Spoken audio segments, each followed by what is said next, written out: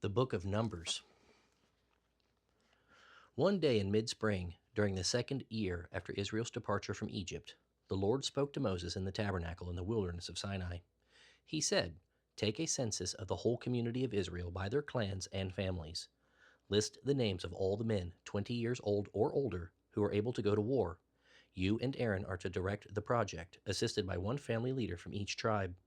These are the tribes and the names of the leaders chosen for the task. Of the tribe of Reuben, Eliezer, son of Shadir. Of the tribe of Simeon, Shelumiel, son of Zurishaddai. Of the tribe of Judah, Nishan, son of Amminadab. Of the tribe of Issachar, Nethanel, son of Zuar. Of the tribe of Zebulun, Eliab, son of Helon. Of the tribe of Ephraim, son of Joseph, Elishama, son of Ammihud. Of the tribe of Manasseh, son of Joseph, Gamaliel, son of Pedahezur. Of the tribe of Benjamin, Abidan, son of Gideoni. Of the tribe of Dan, Ahiezer, son of Ammishaddai. Of the tribe of Asher, Pagiel, son of Ochran. Of the tribe of Gad, Eliasaph, son of Duel. Of the tribe of Naphtali, Ahira, son of Enan. These tribal leaders, heads of their own families, were chosen from among all the people. Now Moses and Aaron and the chosen leaders called together the whole community of Israel on that very day. All the people were registered according to their ancestry by their clans and families. The men of Israel, 20 years old or older, were registered, one by one, just as the Lord had commanded Moses. So Moses counted the people there in the wilderness of Sinai. This is the number of men, 20 years old or older, who were able to go to war, each listed according to his own clan and family. Of the tribe of Reuben, Jacob's oldest son, 46,500. Of the tribe of Simeon, 59,300. Of the tribe of Gad, 45,650. Of the tribe of Judah, 74,600. Of the tribe of Issachar, 54,400. Of the tribe of Zebulun, 57,400. Of the tribe of Ephraim, son of Joseph, 40,500. Of the tribe of Manasseh, son of Joseph, 32,200. Of the tribe of Benjamin, 35,400. Of the tribe of Dan, 62,700. Of the tribe of Asher, 41,500. Of the tribe of Naphtali, 53,400. These were the men counted by Moses and Aaron and the 12 leaders of Israel, all listed according to their ancestral descent. They were counted by families, all the men of Israel who were 20 years old or older and able to go to war. The total number was 603,550. But this total did not include the Levites, for the Lord had said to Moses, "Exempt the tribe of Levi from the census. Do not include them when you count the rest of the Israelites. You must put the Levites in charge of the tabernacle of the covenant, along with its furnishings and equipment. They must carry the tabernacle and its equipment as you travel, and they must care for it and camp around it whenever the tabernacle is moved. The Levites will take it down and set it up again. Anyone else who goes too near the tabernacle will be executed. Each tribe of Israel will have a designated camping area with its own family banner, but the Levites will camp around the tabernacle of the covenant to offer the people of Israel protection from the Lord's fierce anger. The Levites are responsible to stand guard around the tabernacle." So the Israelites did everything just as the Lord had commanded Moses. Then the Lord gave these instructions to Moses and Aaron. Each tribe will be assigned its own area in the camp, and the various groups will camp beneath their family banners. The tabernacle will be located at the center of these tribal compounds. The divisions of Judah, Issachar, and Zebulun are to camp toward the sunrise on the east side of the tabernacle, beneath their family banners. These are the names of the tribes, their leaders, and the number of their available troops. Of the tribe of Judah, Nishan, son of Amminadab, 74,600. Of the tribe of Issachar, Nethanel, son of Zuar, 54,400. Of the tribe of Zebulun, Eliab, son of Helon, 57,400. So the total of all the troops on Judah's side of the camp is 186,400. These three tribes are to lead the way whenever the Israelites travel to a new campsite. The divisions of Reuben, Simeon, and Gad are to camp on the south side of the tabernacle, beneath their family banners. These are the names of the tribes, their leaders, and the number of their available troops. Of the tribe of Reuben, Eliezer, son of Shedeur, 46,500. Of the tribe of Simeon, Shelumiel, son of Zurishaddai, 59,300. Of the tribe of Gad, Eliasaph, son of Duel, 45,650. So the total of all the troops on Reuben's side of the camp is 151,450. These three tribes will be second in line whenever the Israelites travel. Then the Levites will set out from the middle of the camp with the tabernacle. All the tribes are to travel in the same order that they camp, each in position under the appropriate family banner. The divisions of Ephraim, Manasseh, and Benjamin are to camp on the west side of the tabernacle beneath their family banners. These are the names of the tribes, their leaders, and the number of their available troops. Of the tribe of Ephraim, Elishama, son of Ammihud, 40,500. Of the tribe of Manasseh, Gamaliel, son of Pedahezur, 32,200. Of the tribe of Benjamin, Abidan, son of Gideoni, 35,400. So the total of all the troops on Ephraim's side of the camp is 108,100, and they will follow the Levites in the line of march. The divisions of Dan, Asher, and Naphtali are to camp on the north side of the tabernacle, beneath their family banners. These are the names of the tribes, their leaders, and the number of their available troops. Of the tribe of Dan, Ahiezer, son of Ammishaddai, 62,700. Of the tribe of Asher, Pagiel, son of Ochran, 41,500. Of the tribe of Naphtali, Ahira, son of Enan, 53,400.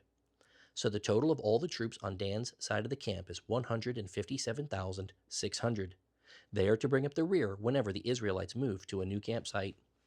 In summary, the troops of Israel listed by their families totaled 603,550. The Levites were exempted from the census by the Lord's command to Moses. So the people of Israel did everything just as the Lord had commanded Moses. Each clan and family set up camp and marched under their banners exactly as the Lord had instructed them. This is the family line of Aaron and Moses, as it was recorded when the Lord spoke to Moses on Mount Sinai. Aaron's sons were Nadab, the firstborn, Abihu, Eleazar, and Ithamar. They were anointed and set apart to minister as priests. But Nadab and Abihu died in the Lord's presence in the wilderness of Sinai when they burned before the Lord a different kind of fire than he had commanded. Since they had no sons, this left only Eleazar and Ithamar to serve as priests with their father Aaron. Then the Lord said to Moses, "Call forward the tribe of Levi and present them to Aaron the priest as his assistants. They will serve Aaron and the whole community, performing their sacred duties in and around the tabernacle. They will also maintain all the furnishings of the sacred tent, serving in the tabernacle on behalf of all the Israelites. Assign the Levites to Aaron and his sons as their assistants. Appoint Aaron and his sons to carry out the duties of the priesthood. Anyone else who comes too near the sanctuary must be executed." And the Lord said to Moses, "I have chosen the Levites from among the Israelites to substitutes for all the firstborns of the people of Israel. The Levites are mine because all the firstborn sons are mine. From the day I killed all the firstborn sons of the Egyptians, I set apart for myself all the firstborn in Israel of both men and animals. They are mine. I am the Lord." The Lord spoke again to Moses there in the wilderness of Sinai. He said, "Take a census of the tribe of Levi by its families and clans. Count every male who is 1 month old or older." So Moses counted them just as the Lord had commanded. Levi had 3 sons who were named Gershon, Kohath, and Merari. The clans descended from Gershon were named for 2 of his descendants, Libni and Shimei. The clans descended from Kohath were named for 4 of his descendants, Amram, Izhar, Hebron, and Uziel. The clans descended from Merari were named for 2 of his descendants, Mali and Mushi. These were the Levite clans listed according to their family groups. The descendants of Gershon were composed of the clans descended from Libni and Shimei. There were 7,500 males 1 month old or older among these Gershonite clans. They were assigned the area to the west of the tabernacle for their camp. The leader of the Gershonite clans was Eliasaph, son of Lael. These 2 clans were responsible to care for the tent of the tabernacle with its layers of coverings, its entry curtains, the curtains of the courtyard that surrounded the tabernacle and altar, the curtain at the courtyard entrance, the cords, and all the equipment related to their use. The descendants of Kohath were composed of the clans descended from Amram, Izhar, Hebron, and Uziel. There were 8,600 males, 1 month old or older, among these Kohathite clans. They were responsible for the care of the sanctuary. They were assigned the area south of the tabernacle for their camp. The leader of the Kohathite clans was Elizaphan, son of Uziel. These 4 clans were responsible for the care of the ark, the table, the lampstand, the altars, the various utensils used in the sanctuary, the inner curtain, and all the equipment related to their use. Eleazar the priest, Aaron's son, was the chief administrator over all the Levites, with special responsibility for the oversight of the sanctuary. The descendants of Merari were composed of the clans descended from Mali and Mushi. There were 6,200 males, 1 month old or older, among these Merarite clans. They were assigned the area north of the tabernacle for their camp. The leader of the Merarite clans was Zuriel, son of Abihail. These 2 clans were responsible for the care of the frames supporting the tabernacle, the crossbars, the pillars, the bases, and all the equipment related to their use. They were also responsible for the posts of the courtyard and all their bases, pegs, and cords. The area in front of the tabernacle in the east toward the sunrise was reserved for the tents of Moses and of Aaron and his sons, who had the final responsibility for the sanctuary on behalf of the people of Israel. Anyone other than a priest or Levite who came too near the sanctuary was to be executed. So among the Levite clans counted by Moses and Aaron at the Lord's command, there were 22,000 males, 1 month old or older. Then the Lord said to Moses, "Now count all the firstborn sons in Israel who are 1 month old or older, and register each name. The Levites will be reserved for me as substitutes for the firstborn sons of Israel. I am the Lord. And the Levites' livestock are mine as substitutes for the firstborn livestock of the whole nation of Israel." So Moses counted the firstborn sons of the people of Israel, just as the Lord had commanded. The total number of firstborn sons who were 1 month old or older was 22,273. Now the Lord said to Moses, "Take the Levites in place of the firstborn sons of the people of Israel, and take the livestock of the Levites as substitutes for the firstborn livestock of the people of Israel. The Levites will be mine. I am the Lord. To redeem the 273 firstborn sons of Israel who are in excess of the number of Levites, collect 5 pieces of silver for each person, each piece weighing the same as the standard sanctuary shekel. Give the silver to Aaron and his sons as the redemption price for the extra firstborn sons." So Moses collected redemption money for the firstborn sons of Israel who exceeded the number of Levites. The silver collected on behalf of these firstborn sons of Israel came to about 34 pounds in weight. And Moses gave the redemption money to Aaron and his sons as the Lord had commanded. Then the Lord said to Moses and Aaron, "Take a census of the clans and families of the Kohathite division of the Levite tribe. Count all the men between the ages of 30 and 50 who qualify to work in the tabernacle. The duties of the Kohathites at the tabernacle will relate to the most sacred objects. When the camp moves, Aaron and his sons must enter the tabernacle first to take down the inner curtain and cover the Ark of the Covenant with it.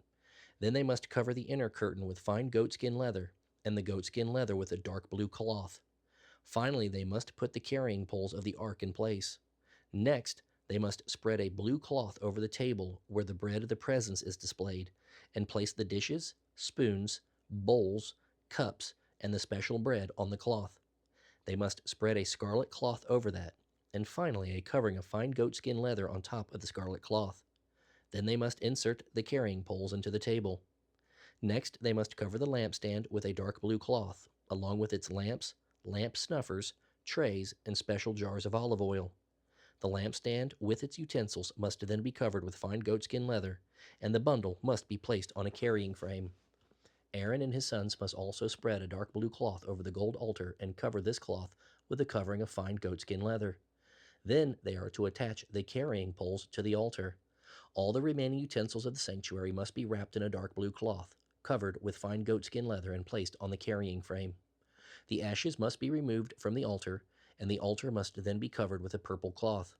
All the altar utensils, the fire pans, hooks, shovels, basins, and all the containers are to be placed on the cloth, and a covering of fine goatskin leather must be spread over them. Finally, the carrying poles must be put in place. When Aaron and his sons have finished covering the sanctuary and all the sacred utensils, the Kohathites will come and carry these things to the next destination. But they must not touch the sacred objects, or they will die. So these are the objects of the tabernacle that the Kohathites must carry. Eleazar, son of Aaron the priest, will be responsible for the oil of the lampstand, the fragrant incense, the daily grain offering, and the anointing oil. In fact, the supervision of the entire tabernacle and everything in it will be Eleazar's responsibility.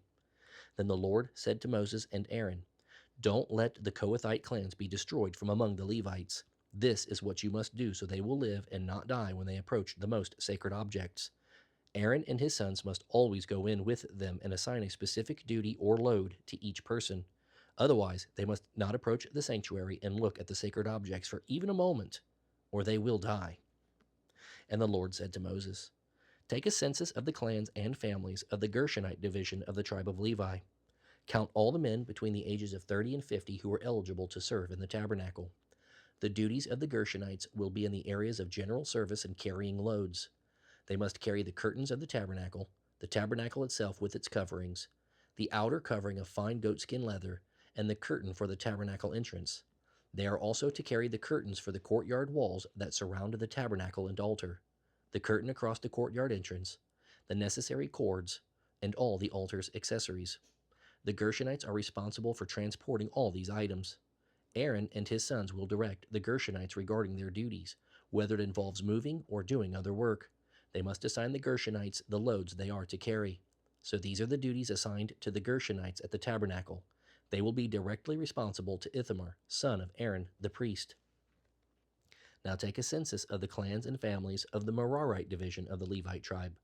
Count all the men between the ages of 30 and 50 who are eligible to serve in the tabernacle. Their duties at the tabernacle will consist of carrying loads. They will be required to carry the frames of the tabernacle, the crossbars, the pillars with their bases, the posts for the courtyard walls with their bases, pegs, cords, accessories, and everything else related to their use. You must assign the various loads to each man by name. So these are the duties of the Merarites at the tabernacle. They are directly responsible to Ithamar, son of Aaron the priest. So Moses, Aaron, and the other leaders of the community counted the Kohathite division by its clans and families. The count included all the men between 30 and 50 years of age who were eligible for service in the tabernacle, and the total number came to 2,750. So this was the total of all those from the Kohathite clans who were eligible to serve at the tabernacle. Moses and Aaron counted them, just as the Lord had commanded through Moses. The Gershonite division was also counted by its clans and families. The count included all the men between 30 and 50 years of age who were eligible for service in the tabernacle, and the total number came to 2,630. So this was the total of all those from the Gershonite clans who were eligible to serve at the tabernacle. Moses and Aaron counted them, just as the Lord had commanded. The Merarite division was also counted by its clans and families. The count included all the men between 30 and 50 years of age who were eligible for service in the tabernacle, and the total number came to 3,200. So this was the total of all those from the Merarite clans who were eligible for service. Moses and Aaron counted them, just as the Lord had commanded through Moses. So Moses, Aaron, and the leaders of Israel counted all the Levites by their clans and families. All the men between 30 and 50 years of age who were eligible for service in the tabernacle and for its transportation numbered 8,580. Each man was assigned his task and told what to carry, just as the Lord had commanded through Moses. And so the census was completed, just as the Lord had commanded Moses. The Lord gave these instructions to Moses. Command the people of Israel to remove anyone from the camp who has a contagious skin disease or a discharge, or who has been defiled by touching a dead person. This applies to men and women alike. Remove them so they will not defile the camp where I live among you. So the Israelites did just as the Lord had commanded Moses and removed such people from the camp. Then the Lord said to Moses, "Give these instructions to the people of Israel. If any of the people, men or women, betray the Lord by doing wrong to another person, they are guilty. They must confess their sin and make full restitution for what they have done, adding a penalty of 20% and returning it to the person who was wronged. But if the person who was wronged is dead, and there are no near relatives to whom restitution can be made, it belongs to the Lord and must be given to the priest, along with a ram for atonement. All the sacred gifts that the Israelites bring to a priest will belong to him. Each priest may keep the sacred donations that he receives. And the Lord said to Moses, Say to the people of Israel, Suppose a man's wife goes astray and is unfaithful to her husband. Suppose she sleeps with another man, but there is no witness since she was not caught in the act. If her husband becomes jealous and suspicious of his wife, even if she has not defiled herself, the husband must bring his wife to the priest with an offering of 2 quarts of barley flour to be presented on her behalf. Do not mix it with olive oil or frankincense, for it is a jealousy offering, and an offering of inquiry to find out if she is guilty. The priest must then present her before the Lord. He must take some holy water in a clay jar and mix it with dust from the tabernacle floor. When he has presented her before the Lord, he must unbind her hair and place the offering of inquiry, the jealousy offering, in her hands to determine whether or not her husband's suspicions are justified. The priest will stand before her, holding the jar of bitter water that brings a curse to those who are guilty. The priest will put the woman under oath and say to her, If no other man has slept with you, and you have not defiled yourself by being unfaithful, may you be immune from the effects of this bitter water that causes the curse. But if you have gone astray while under your husband's authority and defiled yourself by sleeping with another man, at this point the priest must put the woman under this oath. Then may the people see that the Lord's curse is upon you when he makes you infertile. Now may this water that brings the curse enter your body and make you infertile, and the woman will be required to say, Yes, let it be so. Then the priest will write these curses on a piece of leather and wash them off into the bitter water. He will then make the woman drink the bitter water so it may bring on the curse and cause bitter sufferings in cases of guilt. Then the priest will take the jealousy offering from the woman's hand, lift it up before the Lord, and carry it to the altar. He will take a handful as a token portion and burn it on the altar. Then he will require the woman to drink the water. If she has defiled herself by being unfaithful to her husband, the water that brings the curse will cause bitter suffering. She will become infertile, and her name will become a curse word among her people. But if she has not defiled herself and is pure, she will be unharmed and will still be able to have children. This is the ritual law for dealing with jealousy. If a woman defiles herself by being unfaithful to her husband, or if a man is overcome with jealousy and suspicion that his wife has been unfaithful, the husband must present his wife before the Lord, and the priest will apply this entire ritual law to her.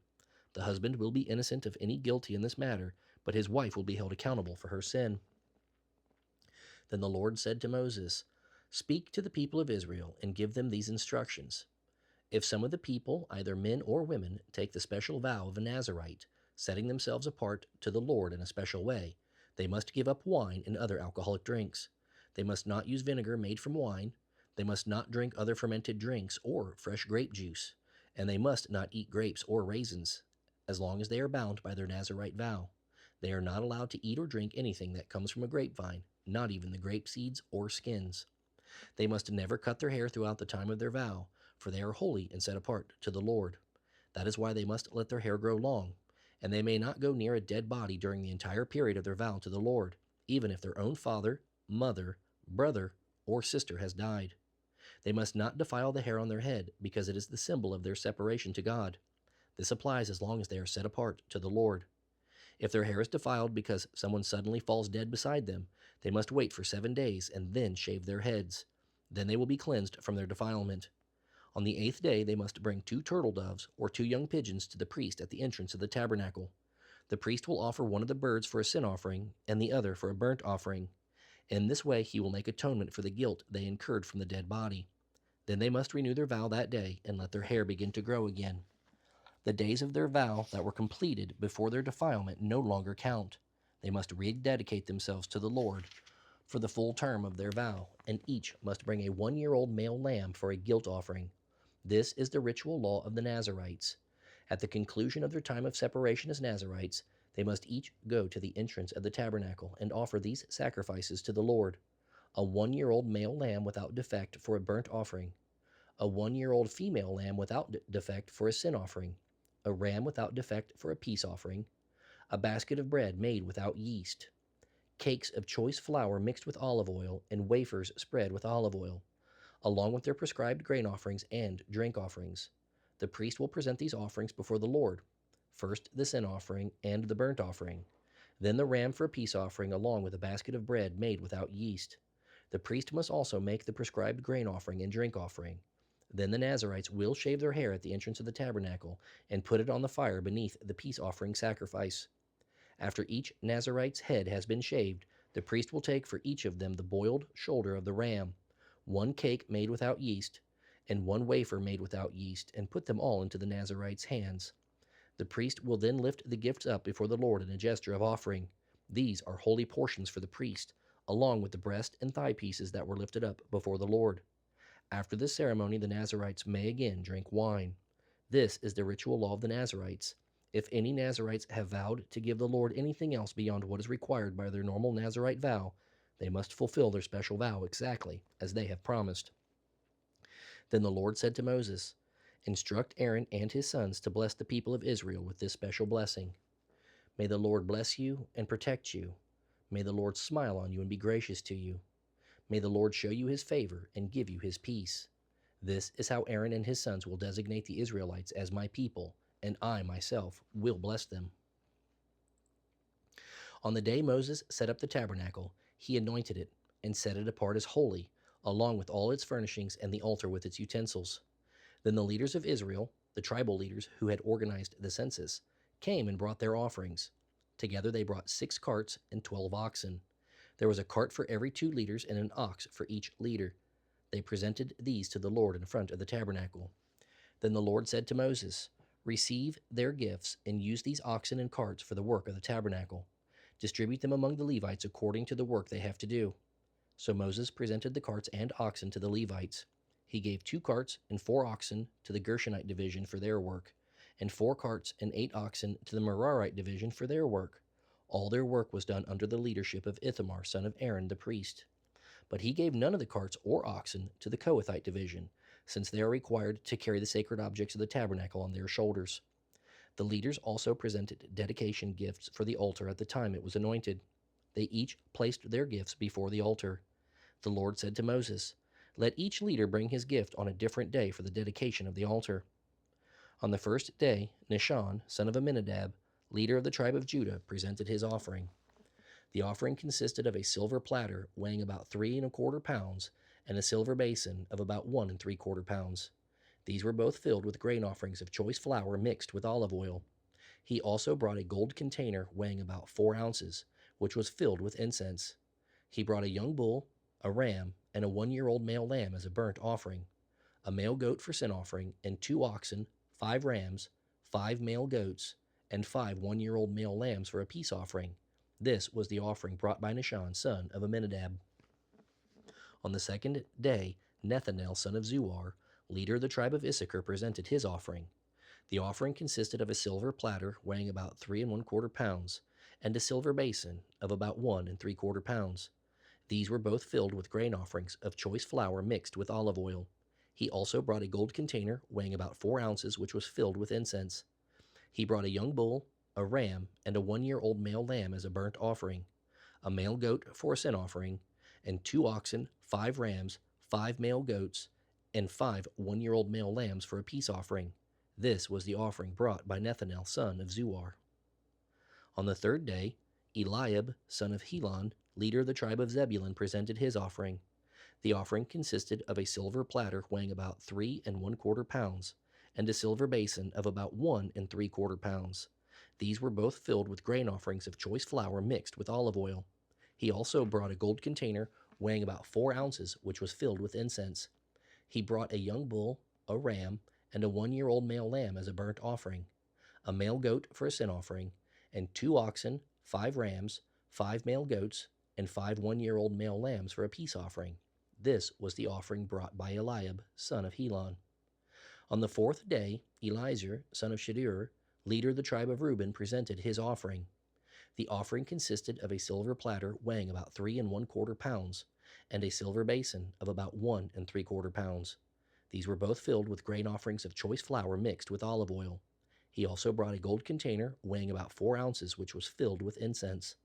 He brought a young bull, a ram, and a 1-year-old male lamb as a burnt offering, a male goat for a sin offering, and 2 oxen, 5 rams, 5 male goats, and 5 1-year-old male lambs for a peace offering.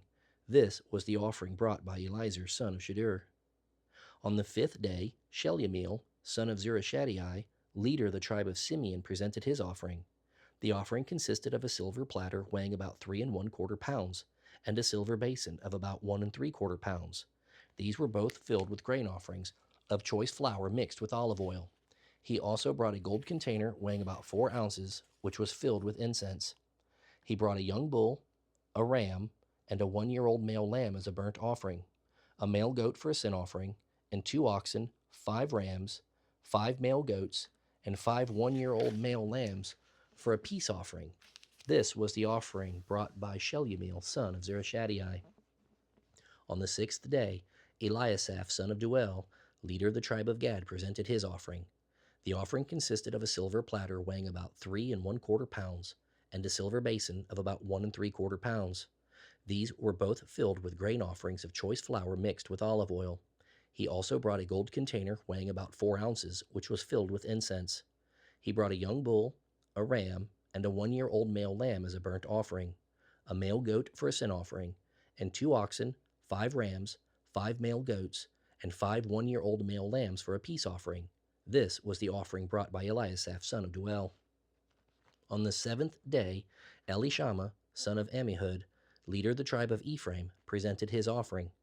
The offering consisted of a silver platter weighing about 3¼ pounds and a silver basin of about 1¾ pounds. These were both filled with grain offerings of choice flour mixed with olive oil. He also brought a gold container weighing about 4 ounces, which was filled with incense. He brought a young bull, a ram, and a 1-year-old male lamb as a burnt offering, a male goat for a sin offering, and 2 oxen, 5 rams, 5 male goats, and 5 1-year-old male lambs for a peace offering. This was the offering brought by Elishama, son of Ammihud. On the 8th day, Gamaliel, son of Pedahezur, leader of the tribe of Manasseh, presented his offering.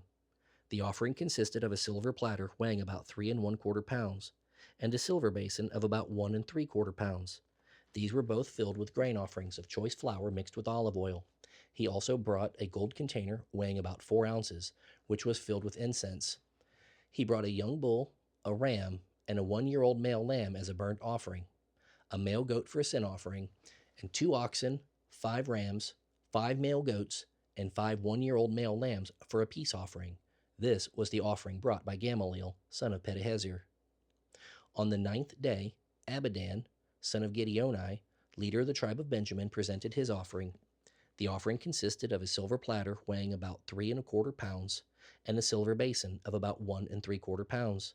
These were both filled with grain offerings of choice flour mixed with olive oil. He also brought a gold container weighing about 4 ounces, which was filled with incense. He brought a young bull, a ram, and a 1-year-old male lamb as a burnt offering, a male goat for a sin offering, and 2 oxen, 5 rams, 5 male goats, and 5 1-year-old male lambs for a peace offering. This was the offering brought by Abidan, son of Gideoni. On the 10th day, Ahiezer, son of Ammishaddai, leader of the tribe of Dan, presented his offering. The offering consisted of a silver platter weighing about 3¼ pounds and a silver basin of about 1¾ pounds. These were both filled with grain offerings of choice flour mixed with olive oil. He also brought a gold container weighing about 4 ounces, which was filled with incense. He brought a young bull, a ram, and a 1-year-old male lamb as a burnt offering, a male goat for a sin offering, and 2 oxen, 5 rams, 5 male goats, and 5 1-year-old male lambs for a peace offering. This was the offering brought by Ahiezer, son of Ammishaddai. On the 11th day, Pagiel, son of Ochran, leader of the tribe of Asher, presented his offering. The offering consisted of a silver platter weighing about 3¼ pounds and a silver basin of about 1¾ pounds. These were both filled with grain offerings of choice flour mixed with olive oil. He also brought a gold container weighing about 4 ounces, which was filled with incense.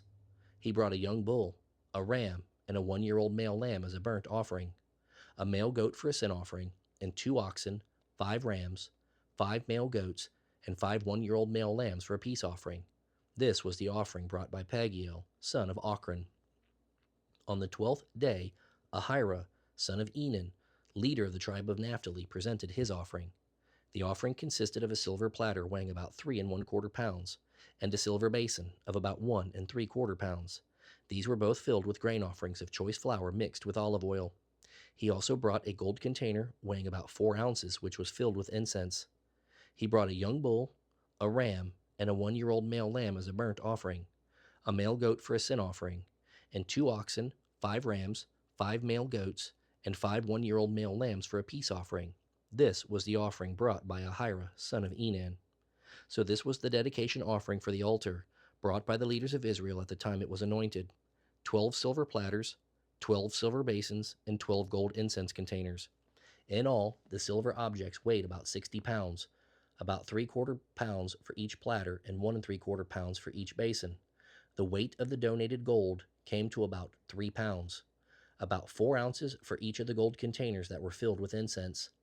12 bulls, 12 rams, and 12 1 year old male lambs were donated for the burnt offerings, along with their prescribed grain offerings. 12 male goats were brought for the sin offerings. 24 young bulls, 60 rams, 60 male goats, and 61 year old male lambs were donated for the peace offerings. This was the dedication offering for the altar after it was anointed. Whenever Moses went into the tabernacle to speak with the Lord, he heard the voice speaking to him from between the 2 cherubim above the ark's cover, the place of atonement, that rests on the ark of the covenant. The Lord spoke to him from there. The Lord said to Moses, "Tell Aaron that when he sets up the 7 lamps in the lampstand, he is to place them so their light shines forward." So Aaron did this. He set up the 7 lamps so they reflected their light forward, just as the Lord had commanded Moses.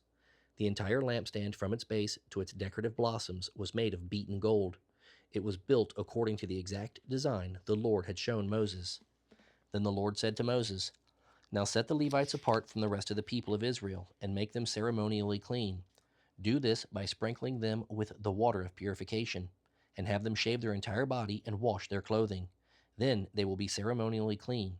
Have them bring a young bull and a grain offering of choice flour mixed with olive oil, along with a second young bull for a sin offering.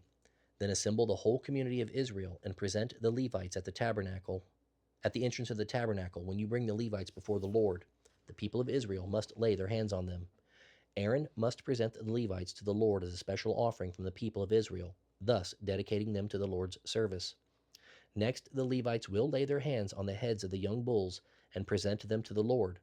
One will be for a sin offering, and the other for a burnt offering to make atonement for the Levites. Then have the Levites stand in front of Aaron and his sons and present them as a special offering to the Lord. In this way, you will set the Levites apart from the rest of the people of Israel, and the Levites will belong to me. After this, they may go in and out of the tabernacle to do their work, because you have purified them and presented them as a special offering. Of all the people of Israel, the Levites are reserved for me. I have claimed them for myself in place of all the firstborn sons of the Israelites. I have taken the Levites as their substitutes, for all the firstborn males among the people of Israel are mine, both people and animals. I set them apart for myself on the night I killed all the firstborn sons of the Egyptians. Yes, I claimed the Levites in place of all the firstborn sons of Israel, and of all the Israelites I have assigned the Levites to Aaron and his sons. They will serve in the tabernacle on behalf of the Israelites and make atonement for them, so no plague will strike them when they approach the sanctuary."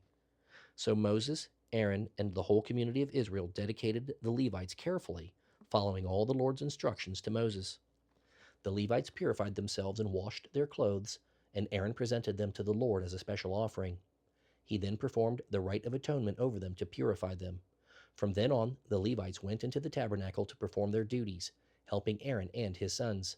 So they carried out all the commands that the Lord gave Moses concerning the Levites. The Lord also instructed Moses, "This is the rule the Levites must follow. They must begin serving in the tabernacle at the age of 25, and they must retire at the age of 50. After retirement, they may assist their fellow Levites by performing guard duty at the tabernacle, but they may not officiate in the service. This is how you will assign duties to the Levites."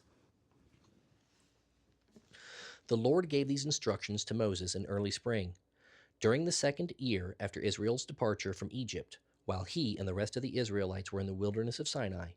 Tell the Israelites to celebrate the Passover at the proper time, at twilight on the appointed day in early spring. Be sure to follow all my laws and regulations concerning the celebration. So Moses told the people to celebrate the Passover in the wilderness of Sinai as twilight fell on the appointed day. And they celebrated the festival there, just as the Lord had commanded Moses. But some of the men had been ceremonially defiled by touching a dead person, so they could not offer their Passover lambs that day. So they came to Moses and Aaron that day and said, "We have become ceremonially unclean by touching a dead person. But why should we be excluded from presenting the Lord's offering at the proper time with the rest of the Israelites?" Moses answered, "Wait here until I have received instructions for you from the Lord." This was the Lord's reply: "Say to the Israelites, if any of the people now or in future generations are ceremonially unclean at Passover time because of touching a dead body, or if they are on a journey and cannot be present at the ceremony, they may still celebrate the Lord's Passover. They must offer the Passover sacrifice 1 month later, at twilight on the appointed day. They must eat the lamb at that time with bitter herbs and bread made without yeast. They must not leave any of the lamb until the next morning, and they must not break any of its bones. They must follow all the normal regulations concerning the Passover. But those who were ceremonially clean and not away on a trip, yet still refuse to celebrate the Passover at the regular time, will be cut off from the community of Israel for failing to present the Lord's offering at the proper time. They will suffer the consequences of their guilt. And if foreigners living among you want to celebrate the Passover to the Lord, they must follow these same laws and regulations. The same laws apply both to you and to the foreigners living among you." The tabernacle was set up, and on that day the cloud covered it. Then from evening until morning the cloud over the tabernacle appeared to be a pillar of fire. This was the regular pattern. At night the cloud changed to the appearance of fire. When the cloud lifted from over the sacred tent, the people of Israel followed it, and wherever the cloud settled, the people of Israel camped. In this way they traveled at the Lord's command and stopped wherever he told them to.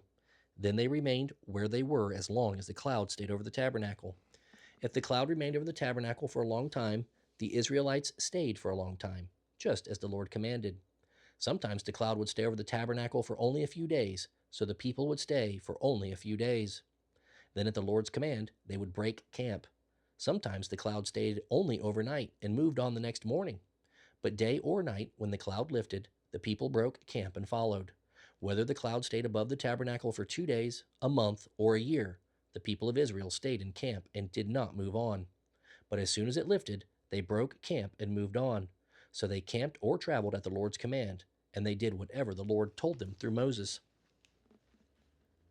Now the Lord said to Moses, "Make 2 trumpets of beaten silver to be used for summoning the people to assemble and for signaling the breaking of camp. When both trumpets are blown, the people will know that they are to gather before you at the entrance of the tabernacle. But if only one is blown, then only the leaders of the tribes of Israel will come to you. When you sound the signal to move on, the tribes on the east side of the tabernacle will break camp and move forward. When you sound the signal a second time, the tribes on the south will follow. You must sound short blasts to signal moving on. But when you call the people to an assembly, blow the trumpets using a different signal. Only the priests, Aaron's descendants, are allowed to blow the trumpets. This is a permanent law to be followed from generation to generation. When you arrive in your own land and go to war against your enemies, you must sound the alarm with these trumpets, so the Lord your God will remember you and rescue you from your enemies. Blow the trumpets in times of gladness too, sounding them at your annual festivals and at the beginning of each month to rejoice over your burnt offerings and peace offerings. The trumpets will remind the Lord your God of his covenant with you. I am the Lord your God." One day in mid-spring, during the 2nd year after Israel's departure from Egypt, the cloud lifted from the tabernacle of the covenant. So the Israelites set out from the wilderness of Sinai and traveled on in stages until the cloud stopped in the wilderness of Paran.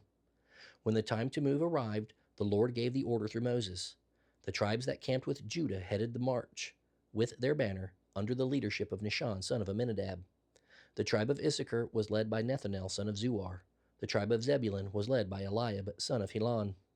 Then the tabernacle was taken down, and the Gershonite and Merarite divisions of the Levites were next in line of march, carrying the tabernacle with them. Then the tribes that camped with Reuben set out with their banner under the leadership of Elizur, son of Shedeur. The tribe of Simeon was led by Shelumiel, son of Zurishaddai. The tribe of Gad was led by Eliasaph, son of Deuel. Next came the Kohathite division of the Levites, carrying the sacred objects from the tabernacle. When they arrived at the next camp, the tabernacle would already be set up at its new location. Then the tribes that camped with Ephraim set out with their banner under the leadership of Elishama, son of Ammihud. The tribe of Manasseh was led by Gamaliel, son of Pedahazir. The tribe of Benjamin was led by Abidan, son of Gideoni. Last of all, the tribes that camped with Dan set out under their banner. They served as the rear guard for all the tribal camps. The tribe of Dan headed this group under the leadership of Ahiezer, son of Ammishaddai. The tribe of Asher was led by Pagiel, son of Ochran. The tribe of Naphtali was led by Ahira, son of Enan. This was the order in which the tribes marched, division by division. One day Moses said to his brother-in-law, Hobab, son of Ruel the Midianite, "We are on our way to the promised land. Come with us, and we will treat you well, for the Lord has given a wonderful promise to Israel." But Hobab replied, "No, I will not go. I must return to my own land and family." "Please don't leave us," Moses pleaded. "You know the places in the wilderness where we should camp. Come, be our guide, and we will share with you all the good things that the Lord does for us." They marched for 3 days after leaving the mountain of the Lord, with the ark of the Lord's covenant moving ahead of them to show them where to stop and rest. As they moved on each day, the cloud of the Lord hovered over them. And whenever the ark set out, Moses would cry, "Arise, O Lord, and let your enemies be scattered. Let them flee before you." And when the ark was set down, he would say, "Return, O Lord, to the countless thousands of Israel." The people soon began to complain to the Lord about their hardships. And when the Lord heard them, his anger blazed against them. Fire from the Lord raged among them and destroyed the outskirts of the camp. The people screamed to Moses for help, and when he prayed to the Lord, the fire stopped. After that, the area was known as Taberah, a place of burning, because fire from the Lord had burned among them there. Then the foreign rabble who were traveling with the Israelites began to crave the good things of Egypt, and the people of Israel also began to complain. "Oh, for some meat!" they exclaimed. "We remember all the fish we used to eat for free in Egypt, and we had all the cucumbers, melons, leeks, onions, and garlic that we wanted. But now our appetites are gone, and day after day we have nothing to eat but this manna." The manna looked like small coriander seeds, pale yellow in color. The people gathered it from the ground and made flour by grinding it with hand mills, or pouring it out in mortars, or pounding it out in mortars. Then they boiled it in a pot and made it into flat cakes. These cakes tasted like they had been cooked in olive oil. The manna came down on the camp with the dew during the night. Moses heard all the families standing in front of their tents weeping, and the Lord became extremely angry. Moses was also very aggravated, and Moses said to the Lord, "Why are you treating me, your servant, so miserably? What did I do to deserve the burden of a people like this? Are they my children? Am I their father?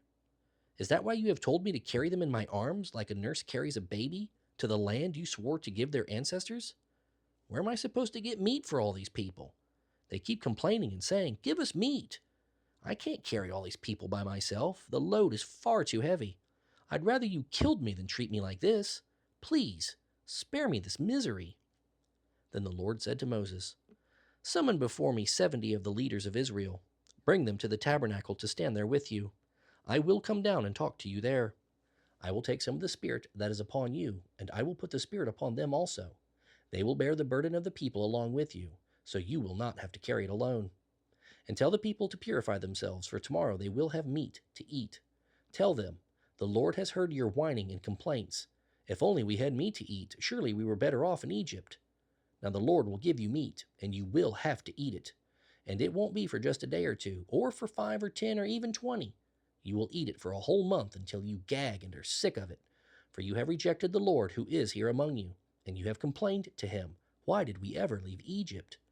But Moses said, "There are 600,000 foot soldiers here with me, and yet you promise them meat for a whole month? Even if we butchered all our flocks and herds, would that satisfy them? Even if we caught all the fish in the sea, would that be enough?" Then the Lord said to Moses, "Is there any limit to my power? Now you will see whether or not my word comes true." So Moses went out and reported the Lord's words to the people. Then he gathered the 70 leaders and stationed them around the tabernacle. And the Lord came down in the cloud and spoke to Moses. He took some of the Spirit that was upon Moses and put it upon the 70 leaders. They prophesied as the Spirit rested upon them, but that was the only time this happened. 2 men, Eldad and Medad, were still in the camp when the Spirit rested upon them. They were listed among the leaders, but had not gone out to the tabernacle, so they prophesied there in the camp. A young man ran and reported to Moses, "Eldad and Medad are prophesying in the camp." Joshua, son of Nun, who had been Moses' personal assistant since his youth, protested, "Moses, my master, make them stop." But Moses replied, "Are you jealous for my sake? I wish that all the Lord's people were prophets, and that the Lord would put his Spirit upon them all. Then Moses returned to the camp with the leaders of Israel. Now the Lord sent a wind that brought quail from the sea and let them fall into the camp and all around it. For many miles in every direction from the camp there were quail flying about 3 feet above the ground. So the people went out and caught quail all that day, and throughout the night, and all the next day too.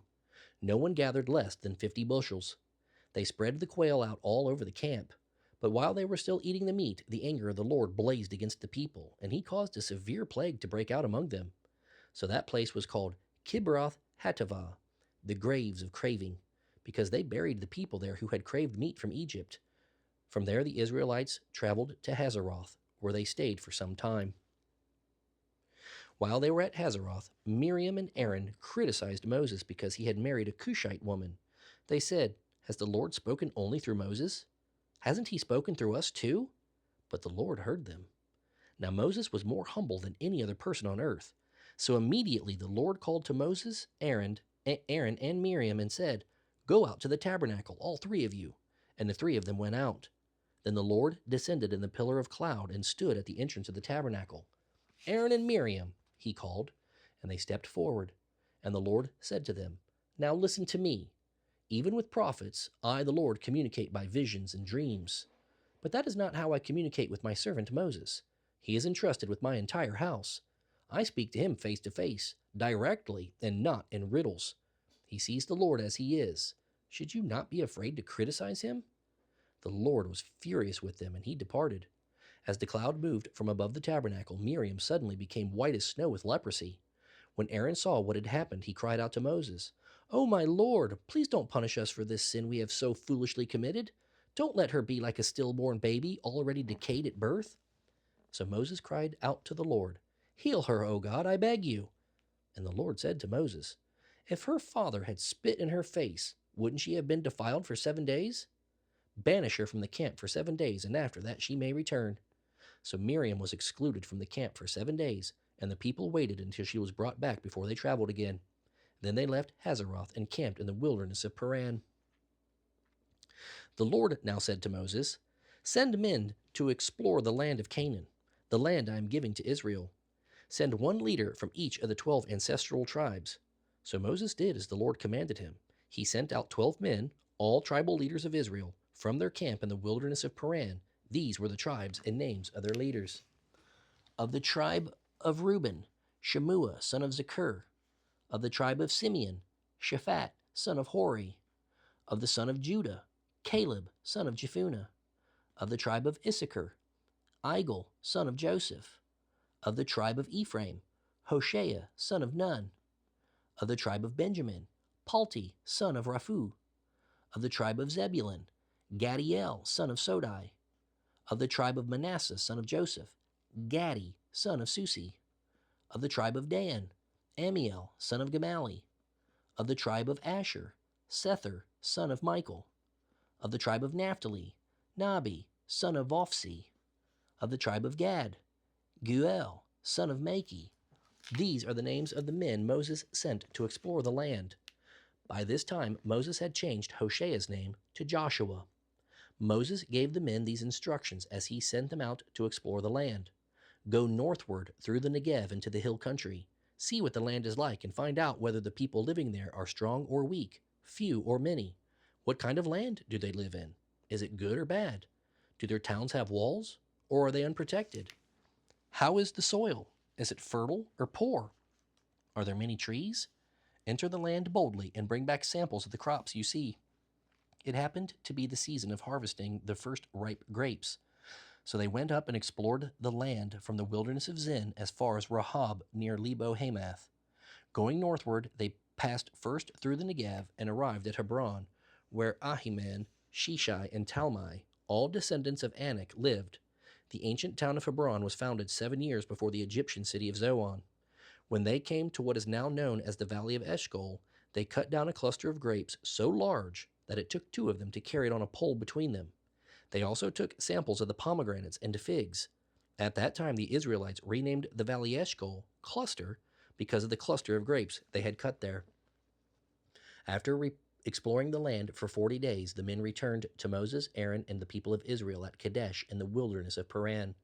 They reported to the whole community what they had seen and showed them the fruit they had taken from the land. This was their report to Moses. We arrived in the land you sent us to see, and it is indeed a magnificent country, a land flowing with milk and honey. Here is some of its fruit as proof. But the people living there are powerful, and their cities and towns are fortified and very large. We also saw the descendants of Anak who are living there. The Amalekites live in the Negev, and the Hittites, Jebusites, and Amorites live in the hill country. The Canaanites live along the coast of the Mediterranean Sea and along the Jordan Valley. But Caleb tried to encourage the people as they stood before Moses. Let's go at once to take the land, he said. We can certainly conquer it. But the other men who had explored the land with him answered, We can't go up against them. They are stronger than we are. So they spread discouraging reports about the land among the Israelites. The land we explored will swallow up any who go to live there. All the people we saw were huge. We even saw giants there, the descendants of Anak. We felt like grasshoppers next to them, and that's what we looked like to them. Then all the people began weeping aloud, and they cried all night. Their voices rose in a great chorus of complaint against Moses and Aaron. We wish we had died in Egypt, or even here in the wilderness, they wailed. Why is the Lord taking us into this country only to have us die in battle? Our wives and little ones will be carried off as slaves. Let's get out of here and return to Egypt. Then they plotted among themselves. Let's choose a leader and go back to Egypt. Then Moses and Aaron fell upon their face down on the ground before the people of Israel. Two of the men who had explored the land, Joshua son of Nun and Caleb son of Jephunneh, tore their clothing. They said to the community of Israel, The land we explored is a wonderful land, and if the Lord is pleased with us, he will bring us safely into that land and give it to us. It is a rich land flowing with milk and honey, and he will give it to us. Do not rebel against the Lord, and don't be afraid of the people of the land. They are only helpless prey to us. They have no protection, but the Lord is with us. Don't be afraid of them. But the whole community began to talk about stoning Joshua and Caleb. Then the glorious presence of the Lord appeared to all the Israelites from above the tabernacle. And the Lord said to Moses, How long will these people reject me? Will they never believe me, even after all the miraculous signs I have done among them? I will disown them and destroy them with a plague. Then I will make you into a nation far greater and mightier than they are. But what will the Egyptians think when they hear about it? Moses pleaded with the Lord. They know full well the power you displayed in rescuing these people from Egypt. They will tell this to the inhabitants of this land, who are well aware that you are with this people.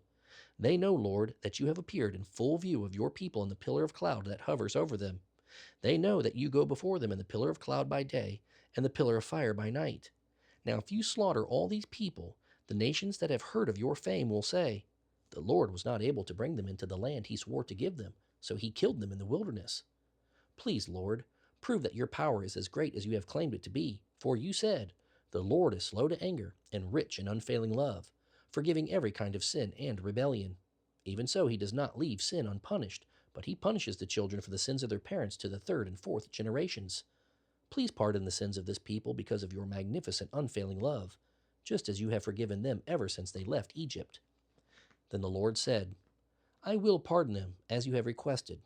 But as surely as I live, and as surely as the earth is filled with the Lord's glory, not one of these people will ever enter into that land. They have seen my glorious presence and the miraculous signs I performed both in Egypt and in the wilderness. But again and again they tested me by refusing to listen. They will never even see the land I swore to give their ancestors. None of those who have treated me with contempt will enter it. But my servant Caleb is different from the others. He has remained loyal to me, and I will bring him into the land he explored. His descendants will receive their full share of that land. Now turn around, and don't go on toward the land where the Amalekites and Canaanites live.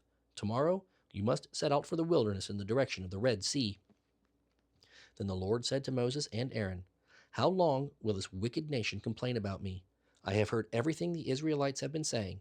Now tell them this, As surely as I live, I will do to you the very things I heard you say. I, the Lord, have spoken. You will all die here in this wilderness, because you complained against me. None of you who are 20 years old or older and were counted in the census will enter into the land I swore to give you. The only exceptions will be Caleb, son of Jephunneh, and Joshua, son of Nun. You said your children would be taken captive. Well, I will bring them safely into the land, and they will enjoy what you have despised. But as for you, your dead bodies will fall in the wilderness, and your children will be like shepherds wandering in the wilderness 40 years. In this way, they will pay for your faithlessness until the last of you lies dead in the wilderness.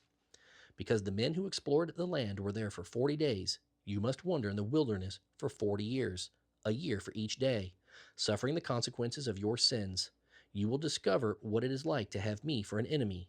I, the Lord, have spoken. I will do these things to every member of the community who has conspired against me.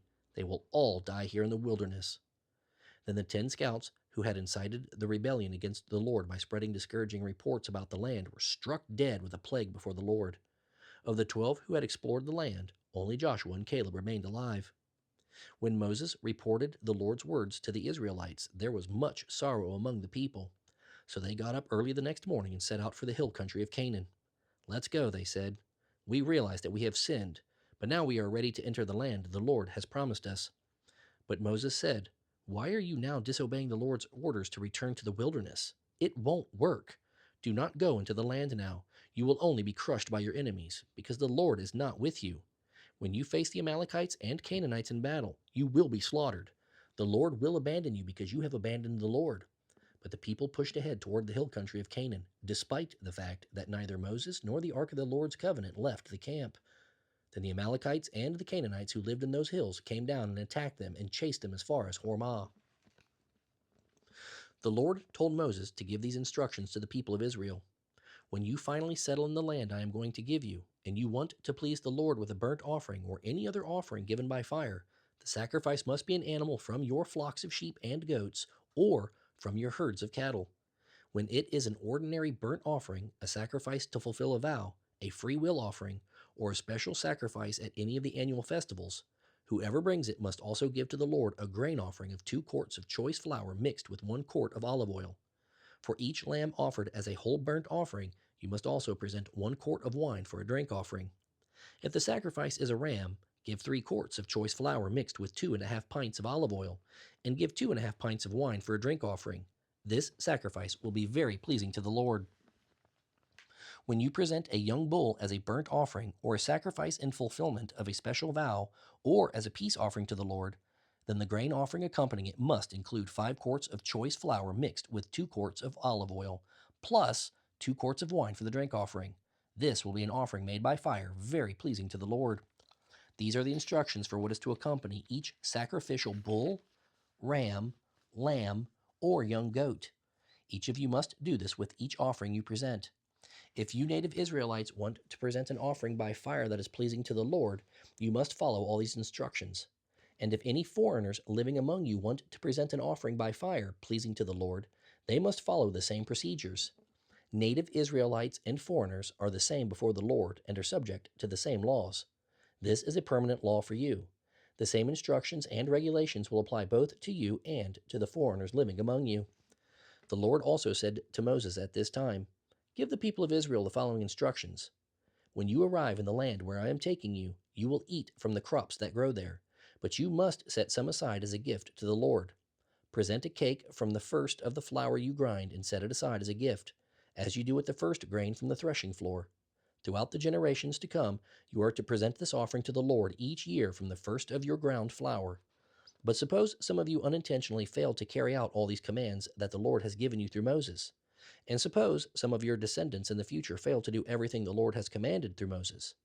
If the mistake was done unintentionally and the community was unaware of it, the whole community must present a young bull for a burnt offering. It will be pleasing to the Lord, and it must be offered along with the prescribed grain offering and drink offering, and with 1 male goat for a sin offering. With it, the priest will make atonement for the whole community of Israel, and they will be forgiven. For it was an unintentional sin, and they have corrected it with their offering given to the Lord by fire, and by their sin offering. The whole community of Israel will be forgiven, including the foreigners living among you, for the entire population was involved in the sin. If the unintentional sin is committed by an individual, the guilty person must bring a 1-year-old female goat for a sin offering. The priest will make atonement for the guilty person before the Lord, and that person will be forgiven. This same law applies both to native Israelites and the foreigners living among you. But those who brazenly violate the Lord's will, whether native Israelites or foreigners, blaspheme the Lord, and they must be cut off from the community, since they have treated the Lord's word with contempt and deliberately disobeyed his commands. They must be completely cut off and suffer the consequences of their guilt. One day, while the people of Israel were in the wilderness, they caught a man gathering wood on the Sabbath day. He was apprehended and taken before Moses, Aaron, and the rest of the community. They held him in custody because they did not know what to do with him. Then the Lord said to Moses, "The man must be put to death. The whole community must stone him outside the camp." So the whole community took the man outside the camp and stoned him to death, just as the Lord had commanded Moses. And the Lord said to Moses, "Say to the people of Israel, throughout the generations to come, you must make tassels for the hems of your clothing, and attach the tassels at each corner with a blue cord.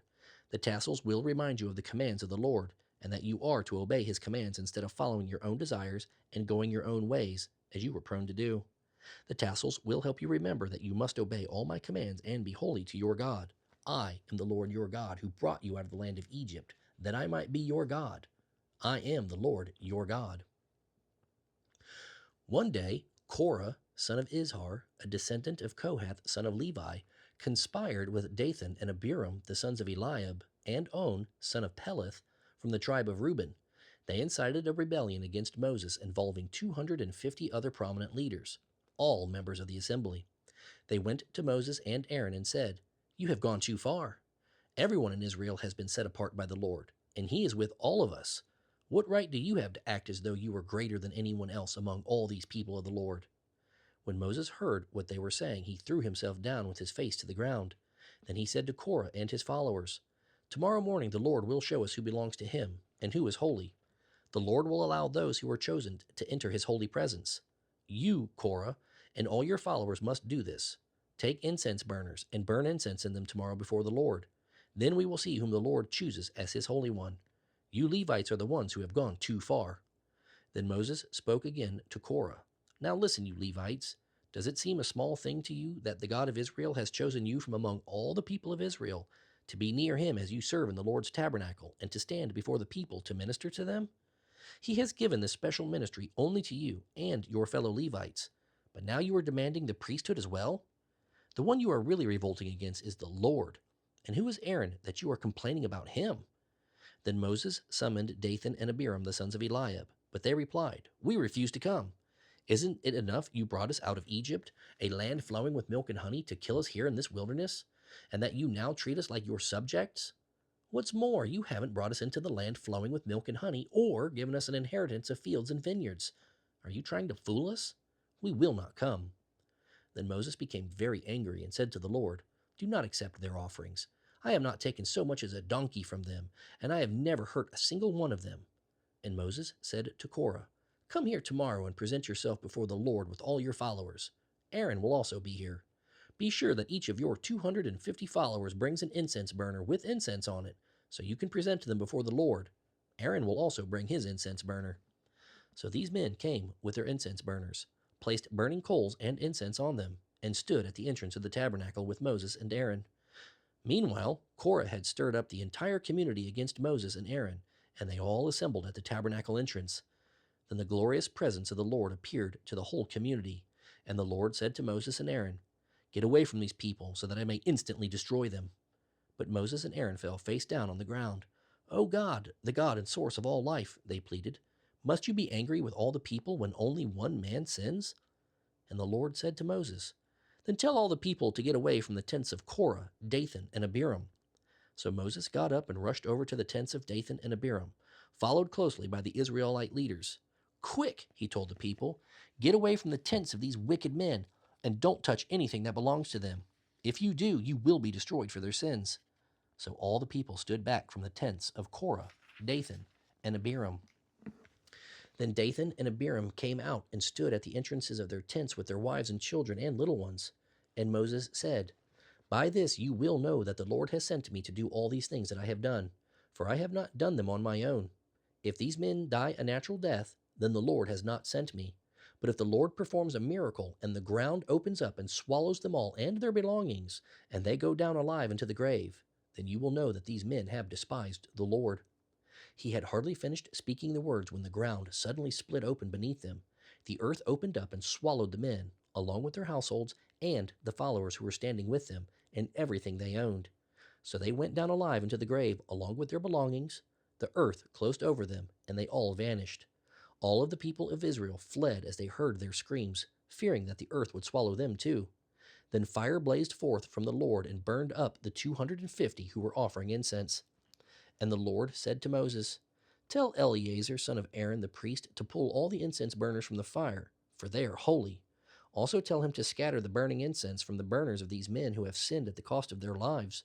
He must then hammer the metal of the incense burners into a sheet as a covering for the altar, for these burners have become holy because they were used in the Lord's presence.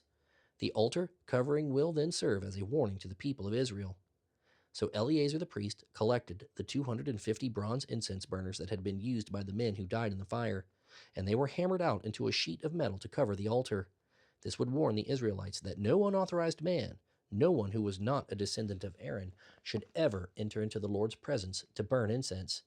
If anyone did, the same thing would happen to him as happened to Korah and his followers. Thus the Lord's instructions to Moses were carried out. But the very next morning the whole community began muttering again against Moses and Aaron, saying, You two have killed the Lord's people. As the people gathered to protest to Moses and Aaron, they turned toward the tabernacle and saw that the cloud had covered it, and the glorious presence of the Lord had appeared. Moses and Aaron came and stood at the entrance of the tabernacle, and the Lord said to Moses, Get away from these people so that I can instantly destroy them. But Moses and Aaron fell face down on the ground. And Moses said to Aaron, Quick, take an incense burner and place burning coals on it from the altar. Lay incense on it and carry it quickly among the people to make atonement for them. The Lord's anger is blazing among them. The plague has already begun. Aaron did as Moses told him and ran out among the people. The plague indeed had already begun, but Aaron burned the incense and made atonement for them. He stood between the living and the dead until the plague was stopped. But 14,700 people died in that plague, in addition to those who had died in the incident involving Korah. Then, because the plague had stopped, Aaron returned to Moses at the entrance of the tabernacle. Then the Lord said to Moses, Take 12 wooden staffs, one from each of Israel's ancestral tribes, and inscribe each tribal leader's name on his staff. Inscribe Aaron's name on the staff of the tribe of Levi, for there must be one staff for the leader of each ancestral tribe. Put these staffs in the tabernacle in front of the Ark of the Covenant, where I meet with you. Buds will sprout on the staff belonging to the man I choose. Then I will finally put an end to this murmuring and complaining against you. So Moses gave the instructions to the people of Israel, and each of the 12 tribal leaders, including Aaron, brought Moses a staff. Moses put the staffs in the Lord's presence in the tabernacle of the covenant. When he went into the tabernacle of the covenant the next day, he found that Aaron's staff, representing the tribe of Levi, had sprouted, blossomed, and produced almonds. When Moses brought all the staffs out from the Lord's presence, he showed them to the people. Each man claimed his own staff, and the Lord said to Moses, Place Aaron's staff permanently before the Ark of the Covenant as a warning to rebels. This should put an end to their complaints against me and prevent any further deaths. So Moses did as the Lord commanded him. Then the people of Israel said to Moses, We are as good as dead. We are ruined. Everyone who even comes close to the tabernacle of the Lord dies. We are all doomed. The Lord now said to Aaron, You, your sons, and your relatives from the tribe of Levi will be held responsible for any offenses related to the sanctuary. But you and your sons alone will be held liable for violations connected with the priesthood. Bring your relatives of the tribe of Levi to assist you and your sons as you perform the sacred duties in front of the tabernacle of the covenant. But as the Levites go about their duties under your supervision, they must be careful not to touch any of the sacred objects or the altar. If they do, both you and they will die. The Levites must join with you to fulfill their responsibilities for the care and maintenance of the tabernacle, but no one who is not a Levite may officiate with you. You yourselves must perform the sacred duties within the sanctuary and at the altar. If you follow these instructions, the Lord's anger will never again blaze against the people of Israel. I myself have chosen your fellow Levites from among the Israelites to be your special assistants. They are dedicated to the Lord for service in the tabernacle. But you and your sons, the priests, must personally handle all the sacred service associated with the altar and everything within the inner curtain.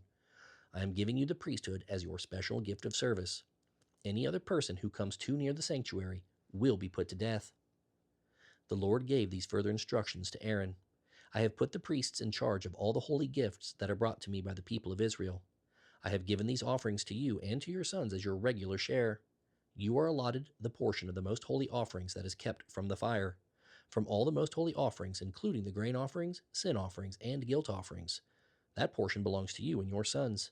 You must eat it as a most holy offering. All the males may eat of it, and you must treat it as most holy. All the other offerings presented to me by the Israelites by lifting them up before the altar also belong to you as your regular share. Any member of your family who is ceremonially clean, male and female alike, may eat of these offerings.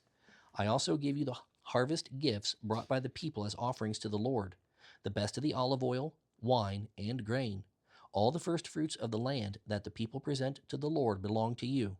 Any member of your family who is ceremonially clean may eat of this food. Whatever is specially set apart for the Lord also belongs to you. The firstborn of every mother, whether human or animal, that is offered to the Lord will be yours. But you must always redeem your firstborn sons and the firstborn males of ritually unclean animals. Redeem them when they are 1 month old.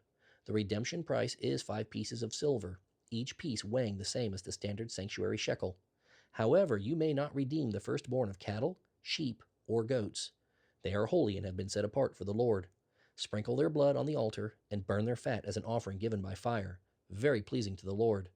The meat of these animals will be yours, just like the breast and right thigh that are presented by lifting them up before the altar. Yes, I am giving you all these holy offerings that the people of Israel bring to the Lord. They are for you and your sons and daughters, to be eaten as your regular share. This is an unbreakable covenant between the Lord and you and your descendants. And the Lord said to Aaron, You priests will receive no inheritance of land or share of property among the people of Israel. I am your inheritance and your share. As for the tribe of Levi, your relatives, I will pay them for their service in the tabernacle with the tithes from the entire land of Israel. From now on, Israelites other than the priests and Levites are to stay away from the tabernacle. If they come too near, they will be judged guilty and die. The Levites must serve at the tabernacle, and they will be held responsible for any offenses against it. This is a permanent law among you. But the Levites will receive no inheritance of land among the Israelites, because I have given them the Israelites' tithes, which have been set apart as offerings to the Lord. This will be the Levites' share. That is why I said they would receive no inheritance of land among the Israelites.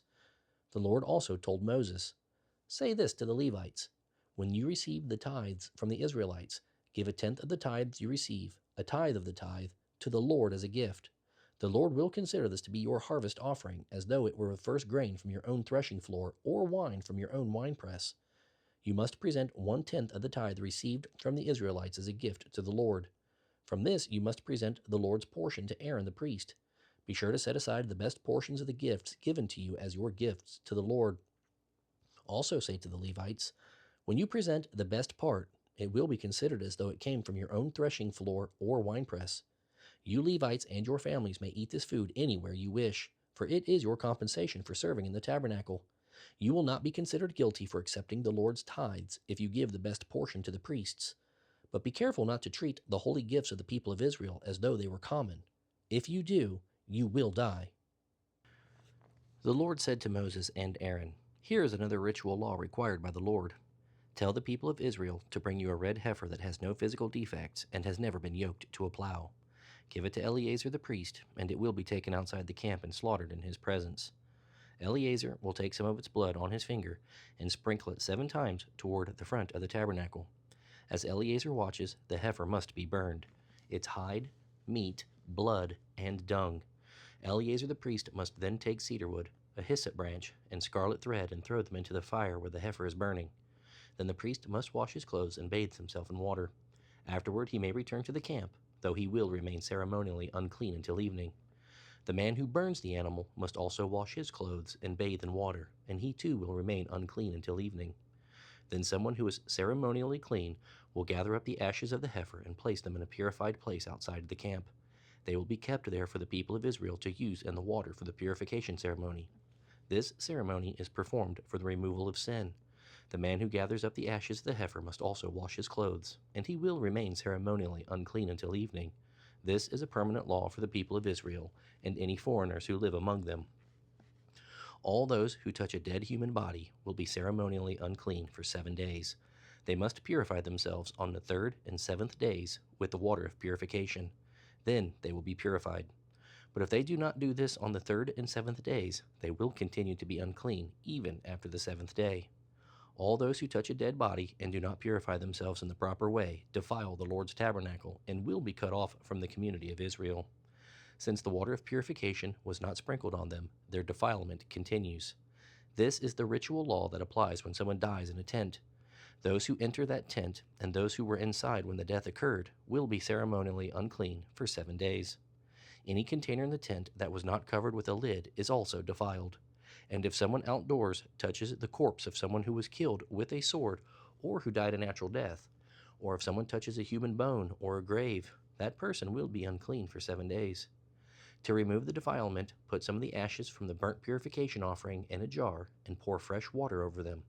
Then someone who is ceremonially clean must take a hyssop branch and dip it into the water. That person must sprinkle the water on the tent, on all the furnishings in the tent, and on anyone who was in the tent, or anyone who has touched a human bone, or has touched a person who was killed or who died naturally, or has touched a grave. On the 3rd and 7th days, the ceremonially clean person must sprinkle the water on those who are unclean. Then on the 7th day, the people being cleansed must wash their clothes and bathe themselves, and that evening they will be cleansed of their defilement. But those who become defiled and do not purify themselves will be cut off from the community, for they have defiled the sanctuary of the Lord. Since the water of purification has not been sprinkled on them, they remain defiled. This is a permanent law. Those who sprinkle the water of purification must afterward wash their clothes, and anyone who touches the water of purification will remain defiled until evening. Anything and anyone that a defiled person touches will be ceremonially defiled until evening. In early spring, the people of Israel arrived in the wilderness of Zin and camped at Kadesh. While they were there, Miriam died and was buried. There was no water for the people to drink at that place, so they rebelled against Moses and Aaron. The people blamed Moses and said, "We wished we had died in the Lord's presence with our brothers. Did you bring the Lord's people into this wilderness to die, along with all our livestock? Why did you make us leave Egypt and bring us here to this terrible place? This land has no grain, figs, grapes, or pomegranates, and there is no water to drink." Moses and Aaron turned away from the people and went to the entrance of the tabernacle, where they fell face down on the ground. Then the glorious presence of the Lord appeared to them, and the Lord said to Moses, "You and Aaron must take a staff and assemble the entire community. As the people watch, command the rock over there to pour out its water. You will get enough water from the rock to satisfy all the people and their livestock." So Moses did as he was told. He took the staff from the place where it was kept before the Lord. Then he and Aaron summoned the people to come and gather at the rock. "Listen, you rebels," he shouted. "Must we bring you water from this rock?" Then Moses raised his hand and struck the rock twice with the staff, and water gushed out. So all the people and their livestock drank their fill. But the Lord said to Moses and Aaron, "Because you did not trust me enough to demonstrate my holiness to the people of Israel, you will not lead them into the land I am giving them." This place was known as the waters of Meribah, because it was where the people of Israel argued with the Lord, and where he demonstrated his holiness among them. While Moses was at Kadesh, he sent ambassadors to the king of Edom with his message. "This message is from your relatives, the people of Israel. You know all the hardships we have been through, and that our ancestors went down to Egypt. We lived there a long time and suffered as slaves to the Egyptians. But when we cried out to the Lord, he heard us and sent an angel who brought us out of Egypt. Now we are camped at Kadesh, a town on the border of your land. Please let us pass through your country. We will be careful not to go through your fields and vineyards. We won't even drink water from your wells. We will stay on the king's road and never leave it until we have crossed the opposite border." But the king of Edom said, "Stay out of my land, or I will meet you with an army." The Israelites answered, "We will stay on the main road. If any of our livestock drinks your water, we will pay for it. We only want to pass through your country and nothing else." But the king of Edom replied, "Stay out. You must not pass through our land." With that, he mobilized his army and marched out to meet them with an imposing force. Because Edom refused to allow Israel to pass through their country, Israel was forced to turn around. The whole community of Israel left Kadesh as a group and arrived at Mount Hor. Then the Lord said to Moses and Aaron at Mount Hor on the border of the land of Edom, "The time has come for Aaron to join his ancestors in death.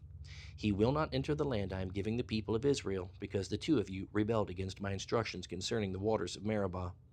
Now take Aaron and his son Eleazar up Mount Hor. There you will remove Aaron's priestly garments and put them on Eleazar his son. Aaron will die there and join his ancestors."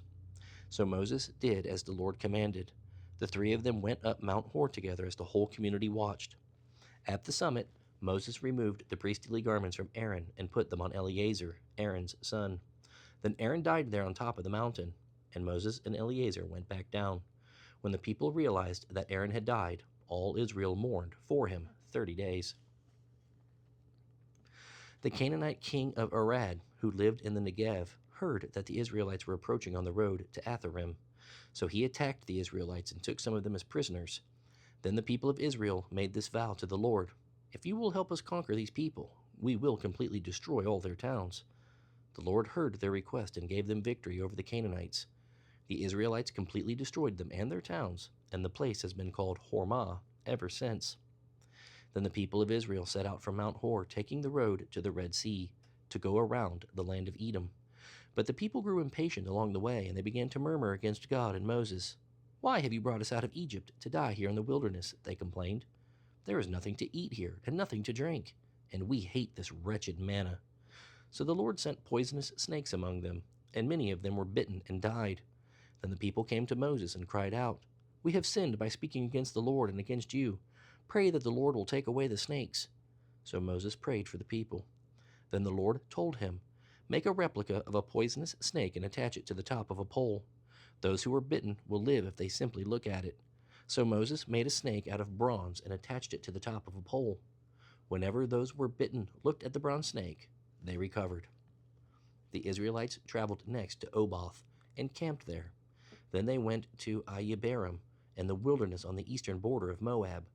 From there they traveled to the valley of Zered Brook and set up camp. Then they moved to the far side of the Arnon River in the wilderness adjacent to the territory of the Amorites. The Arnon is the boundary line between the Moabites and the Amorites. For this reason, the book of the Wars of the Lord speaks of the town of Waheb and the area of Suphah and the ravines and the Arnon River and its ravines, which extend as far as the settlement of Ar on the border of Moab. From there the Israelites traveled to Beer, which is the well where the Lord said to Moses, "Assemble the people, and I will give them water." There the Israelites sang this song: "Spring up, O well, yes, sing about it. Sing of this well which princes dug, which great leaders hollowed out with their scepters and staffs." Then the Israelites left the wilderness and proceeded on through Mattanah, Nahaliel, and Bamoth. Then they went to the valley of Moab, where Pisgah Peak overlooks the wasteland. The Israelites now sent ambassadors to King Sihon of the Amorites with this message: "Let us travel through your land. We will stay on the king's road until we have crossed your territory. We will not trample your fields or touch your vineyards or drink your well water." But King Sihon refused to let them cross his land. Instead, he mobilized his entire army and attacked Israel in the wilderness, engaging them in battle at Jahaz. But the Israelites slaughtered them and occupied their land from the Arnon River to the Jabbok River. They went only as far as the Ammonite border because the boundary of the Ammonites was fortified. So Israel captured all the towns of the Amorites and settled in them, including the city of Heshbon and its surrounding villages. Heshbon had been the capital of King Sihon of the Amorites.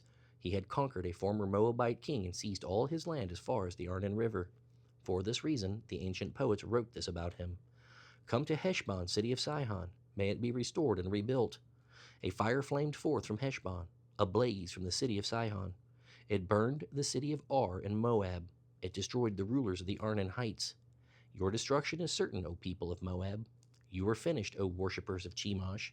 Chemosh has left his sons as refugees and his daughters as captives of Sihon, the Amorite king. We have utterly destroyed them, all the way from Heshbon to Dibon. We have completely wiped them out as far away as Nophah and Medeba." So the people of Israel occupied the territory of the Amorites.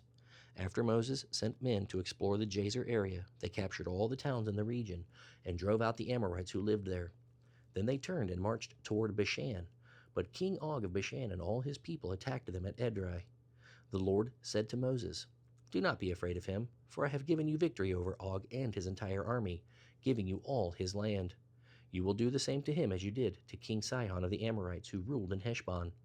And Israel was victorious and killed King Og, his sons, and his subjects. Not a single survivor remained. Then Israel occupied their land. Then the people of Israel traveled to the plains of Moab and camped east of the Jordan River, across from Jericho. Balak, son of Zippor, and a Moabite king, knew what the Israelites had done to the Amorites. And when they saw how many Israelites there were, he and his people were terrified. The king of Moab said to the leaders of Midian, "This mob will devour everything in sight, like an ox devours grass." So Balak, king of Moab, sent messengers to Balaam, son of Beor, who was living in his native land of Pethor, near the Euphrates River. He sent this message to request that Balaam come to help him. "A vast horde of people has arrived from Egypt. They cover the face of the earth and are threatening me. Please come and curse them for me because they are so numerous. Then perhaps I will be able to conquer them and drive them from the land. I know that blessings fall on the people you bless. I also know that the people you curse are doomed."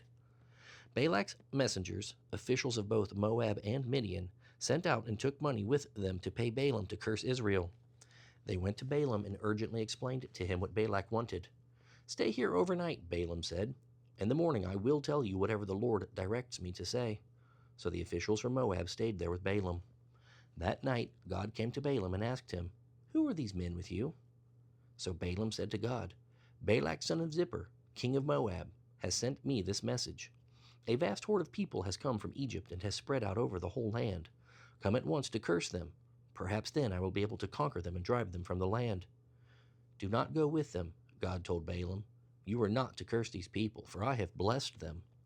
The next morning Balaam got up and told Balak's officials, "Go on home. The Lord will not let me go with you." So the Moabite officials returned to King Balak and reported, "Balaam refused to come with us." Then Balak tried again. This time he sent a larger number of even more distinguished officials than those he had sent the first time. They went to Balaam and gave him this message. "This is what Balak son of Zippor says. Please do not let anything stop you from coming. I will pay you well and do anything you ask of me. Just come and curse these people for me." But Balaam answered them, "Even if Balak were to give me a palace filled with silver and gold, I would be powerless to do anything against the will of the Lord my God. But stay here one more night to see if the Lord has anything else to say to me." That night God came to Balaam and told him, "Since these men have come for you, get up and go with them, but be sure to do only what I tell you to do." So the next morning Balaam saddled his donkey and started off with the Moabite officials. But God was furious that Balaam was going, so he sent the angel of the Lord to stand in the road to block his way. As Balaam and two servants were riding along, Balaam's donkey suddenly saw the angel of the Lord standing in the road with a drawn sword in his hand. The donkey bolted off the road into a field, but Balaam beat it and turned it back onto the road. Then the angel of the Lord stood at a place where the road narrowed between two vineyard walls. When the donkey saw the angel of the Lord standing there, it tried to squeeze by and crushed Balaam's foot against the wall. So Balaam beat the donkey again. Then the angel of the Lord moved farther down the road and stood in a place so narrow that the donkey could not get by at all. This time when the donkey saw the angel, it lay down under Balaam. In a fit of rage, Balaam beat it again with his staff. Then the Lord caused the donkey to speak. "What have I done to you that deserves your beating me these 3 times?" it asked Balaam. "Because you have made me look like a fool," Balaam shouted.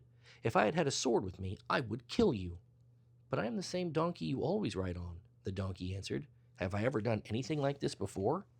"No," he admitted. Then the Lord opened Balaam's eyes, and he saw the angel of the Lord standing in the roadway with a drawn sword in his hand. Balaam fell face down on the ground before him. "Why did you beat your donkey those 3 times?" the angel of the Lord demanded. "I have come to block your way because you were stubbornly resisting me. 3 times the donkey saw me and shied away. Otherwise, I would certainly have killed you by now and spared the donkey." Then Balaam confessed to the angel of the Lord, "I have sinned. I did not realize you were standing in the road to block my way. I will go back home if you are against my going." But the angel of the Lord told him, "Go with these men, but you may say only what I tell you to say." So Balaam went on with Balak's officials. When King Balak heard that Balaam was on the way, he went out to meet him at a Moabite town on the Arnon River at the border of his land. "Did I not send you an urgent invitation?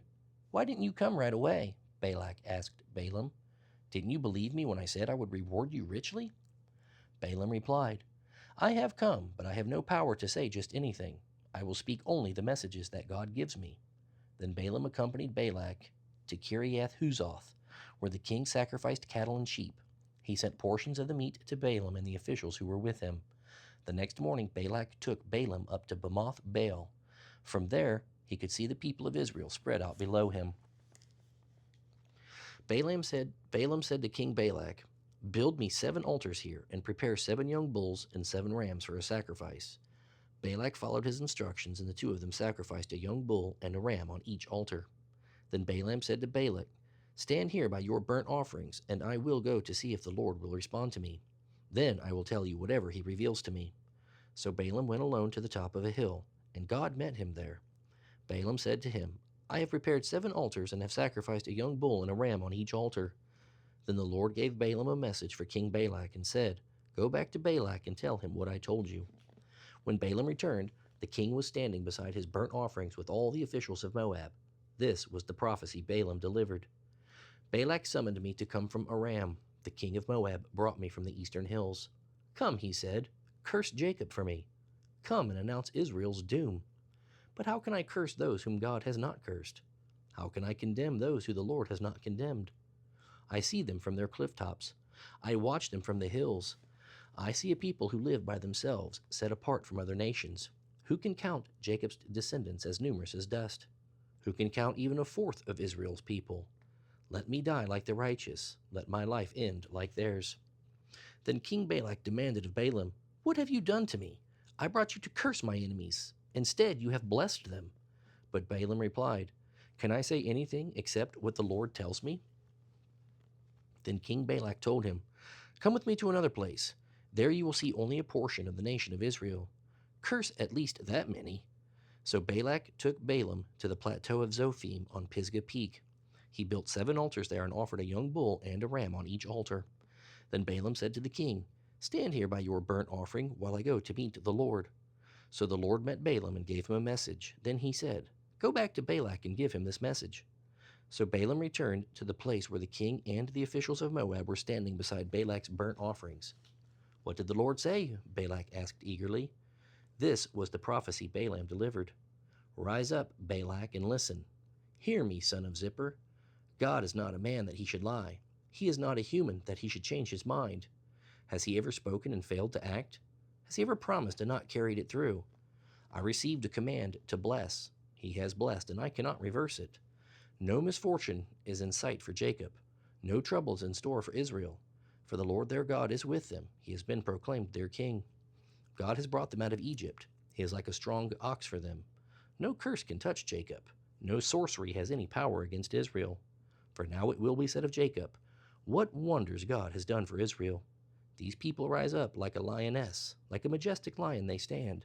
They refuse to rest until they have feasted on prey, drinking the blood of the slaughtered.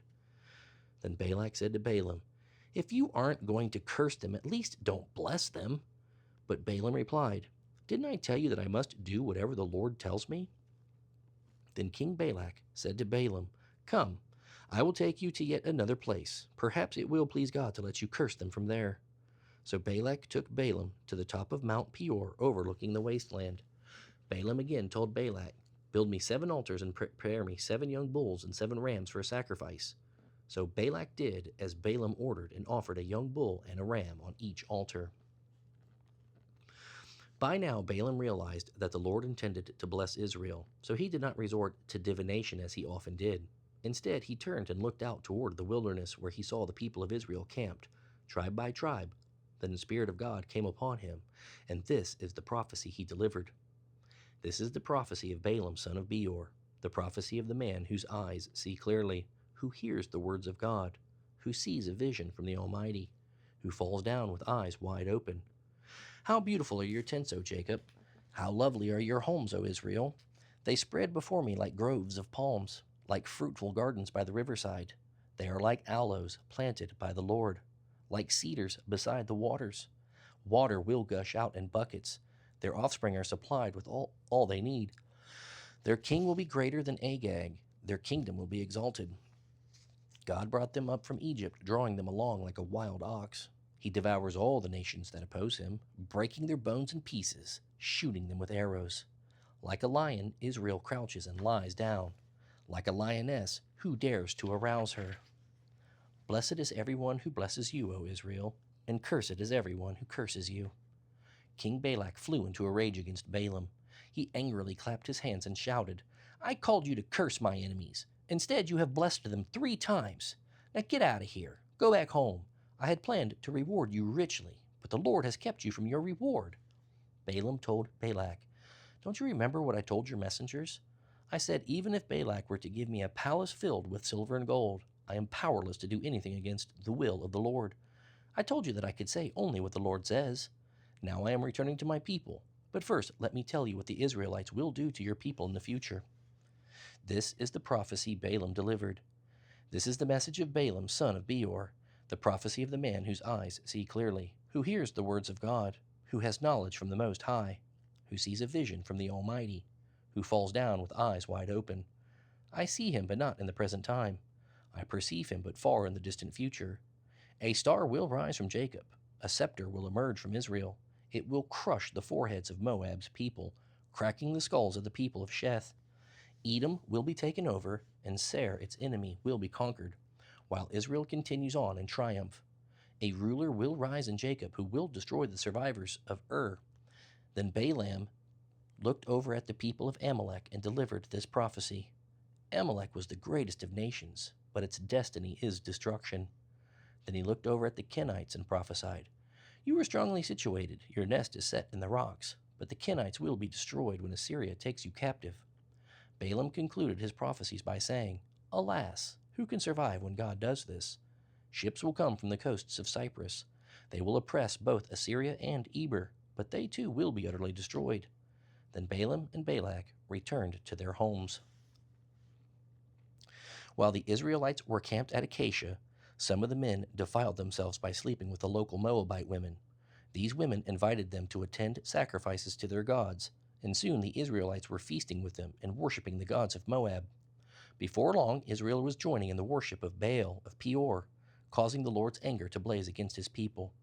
The Lord issued the following command to Moses: "Seize all the ringleaders and execute them before the Lord in broad daylight, so his fierce anger will turn away from the people of Israel."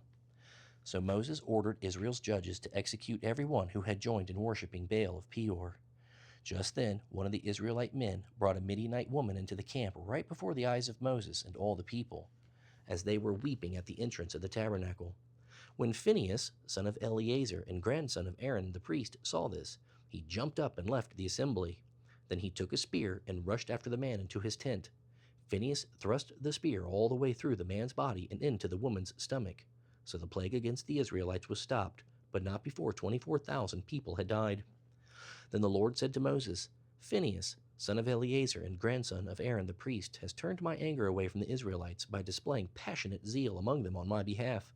So I have stopped destroying all Israel as I had intended to do in my anger. So tell him that I am making my special covenant of peace with him. In this covenant, he and his descendants will be priests for all time, because he was zealous for his God and made atonement for the people of Israel." The Israelite man killed with the Midianite woman was named Zimri, son of Salu, the leader of a family from the tribe of Simeon. The woman's name was Cosbi. She was the daughter of Zur, the leader of a Midianite clan. Then the Lord said to Moses, "Attack the Midianites and destroy them, because they assaulted you with deceit by tricking you into worshiping Baal of Peor, and because of Cosbi, the daughter of a Midianite leader who was killed on the day of the plague at Peor." After the plague had ended, the Lord said to Moses and to Eleazar, son of Aaron the priest, "Take a census of all the men of Israel who are 20 years old or older, to find out how many of each family are of military age." At that time, the entire nation of Israel was camped on the plains of Moab, beside the Jordan River across from Jericho. So Moses and Eleazar the priest issued these census instructions to the leaders of Israel. "Count all the men of Israel 20 years old and older, just as the Lord commanded Moses. This is the census record of all the descendants of Israel who came out of Egypt." These were the clans descended from Reuben, Jacob's oldest son. The Hanokite clan, named after its ancestor Hanok. The Paluite clan, named after its ancestor Palu. The Hezronite clan, named after its ancestor Hezron. The Carmite clan, named after its ancestor Carmi. The men from all the clans of Reuben numbered 43,730. Palu was the ancestor of Eliab, and Eliab was the father of Nemuel, Dathan, and Abiram. This Dathan and Abiram are the same community leaders who conspired with Korah against Moses and Aaron, defying the Lord.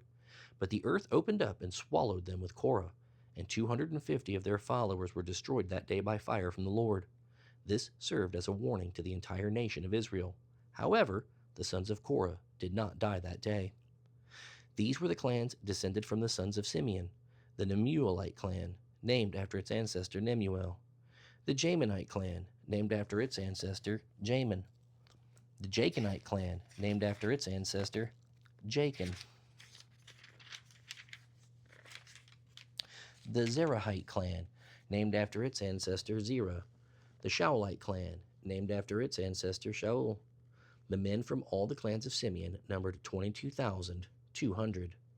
These were the clans descended from the sons of Gad: the Zephonite clan, named after its ancestor Zephon; the Haggite clan, named after its ancestor Haggi; the Shunite clan, named after its ancestor Shuni; the Oznite clan, named after its ancestor Ozni; the Erite clan, named after its ancestor Eri; the Eridite clan, named after its ancestor Erodi; the Arelite clan, named after its ancestor Areli.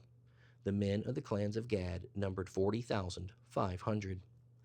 Judah had two sons, and Onan, who had died in the land of Canaan. But the following clans descended from Judah's surviving sons: the Shilonite clan, named after its ancestor Shelah; the Perizzite clan, named after its ancestor Perez; the Zerahite clan, named after its ancestor Zerah. These were the subclans descended from the Perizzites: the Hezronites, named after their ancestor Hezron; the Hamulites, named after their ancestor Hamul.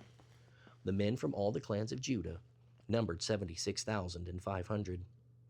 These were the clans descended from the sons of Issachar: the Tolaite clan, named after its ancestor Tola; the Puite clan, named after its ancestor Pua; the Jashabite clan, named after its ancestor Jashub; the Shimronite clan, named after its ancestor Shimron. The men from all the clans of Issachar numbered 64,300. These were the clans descended from the sons of Zebulun: the Saradite clan, named after its ancestor Sarad; the Elonite clan, named after its ancestor Elon; the Jalilite clan, named after its ancestor Jalil. The men from the clans of Zebulun numbered 60,500. Two clans were descended from Joseph through Manasseh and Ephraim. These were the clans descended from Manasseh: the Machirite clan, named after its ancestor Machir; the Gileadite clan, named after its ancestor Gilead, Machir's son. These were the subclans descended from the Gileadites: the Ezerites, named after the ancestors Ezer; the Helekites, named after their ancestor Helek; the Azraelites, named after their ancestor Azrael; the Shechemites, named after their ancestor Shechem; the Shemiadites, named after their ancestor Shemitah; the Hepherites, named after their ancestor Hepher. Hepher's son Zelophehad had no sons, but his daughters' names were Mahlah, Noah, Hoglah, Milcah, and Tirzah. The men from all the clans of Manasseh numbered 52,700.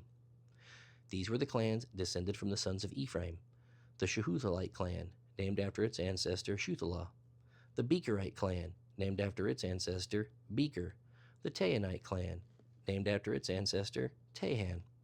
This was the subclan descended from the Shuthalites: the Aaronites, named after their ancestor Aaron. The men from all the clans of Ephraim numbered 32,500. These clans of Manasseh and Ephraim were all descendants of Joseph. These were the clans descended from the sons of Benjamin: the Belite clan, named after its ancestor Bela; the Ashbelite clan, named after its ancestor Ashbel; the Hiramite clan, named after its ancestor Ahiram; the Shuphamite clan, named after its ancestor Shupham; the Huphamite clan, named after its ancestor Hupham.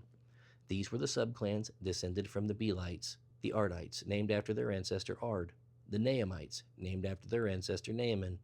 The men from all the clans of Benjamin numbered 45,600.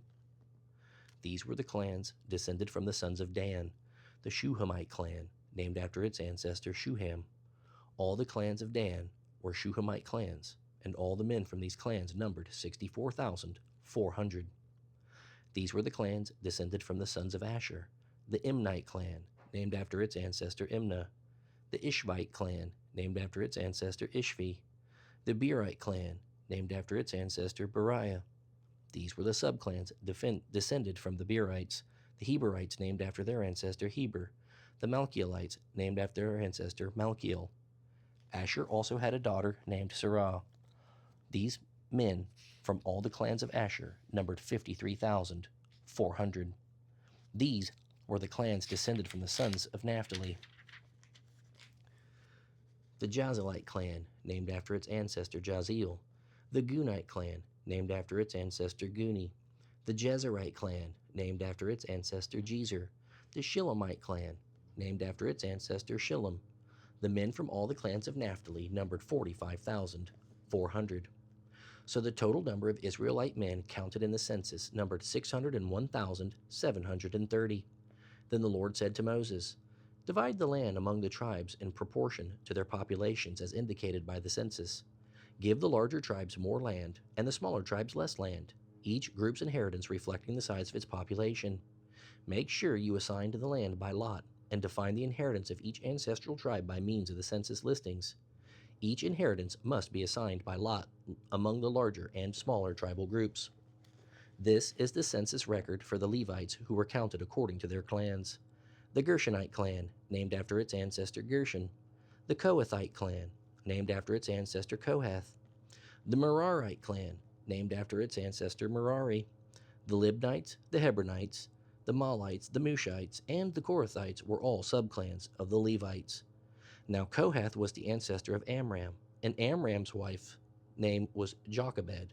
She also was a descendant of Levi, born among the Levites in the land of Egypt.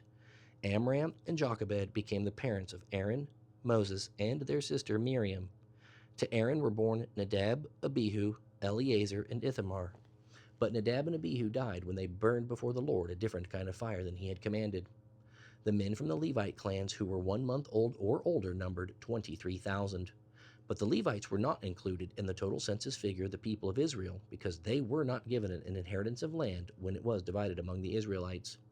So these are the census figures of the people of Israel as prepared by Moses and Eleazar the priest on the plains of Moab beside the Jordan River, across from Jericho. Not one person that was counted in this census had been among those counted in the previous census taken by Moses and Aaron in the wilderness of Sinai. For the Lord had said of them, "They will all die in the wilderness." The only exceptions were Caleb son of Jephunneh and Joshua son of Nun. One day a petition was presented by the daughters of Zelophehad, Mahlah, Noah, Hoglah, Milcah, and Tirzah. Their father, Zelophehad, was the son of Hepher, son of Gilead, son of Machir, son of Manasseh, son of Joseph. These women went and stood before Moses, Eleazar the priest, the tribal leaders, and the entire community at the entrance of the tabernacle.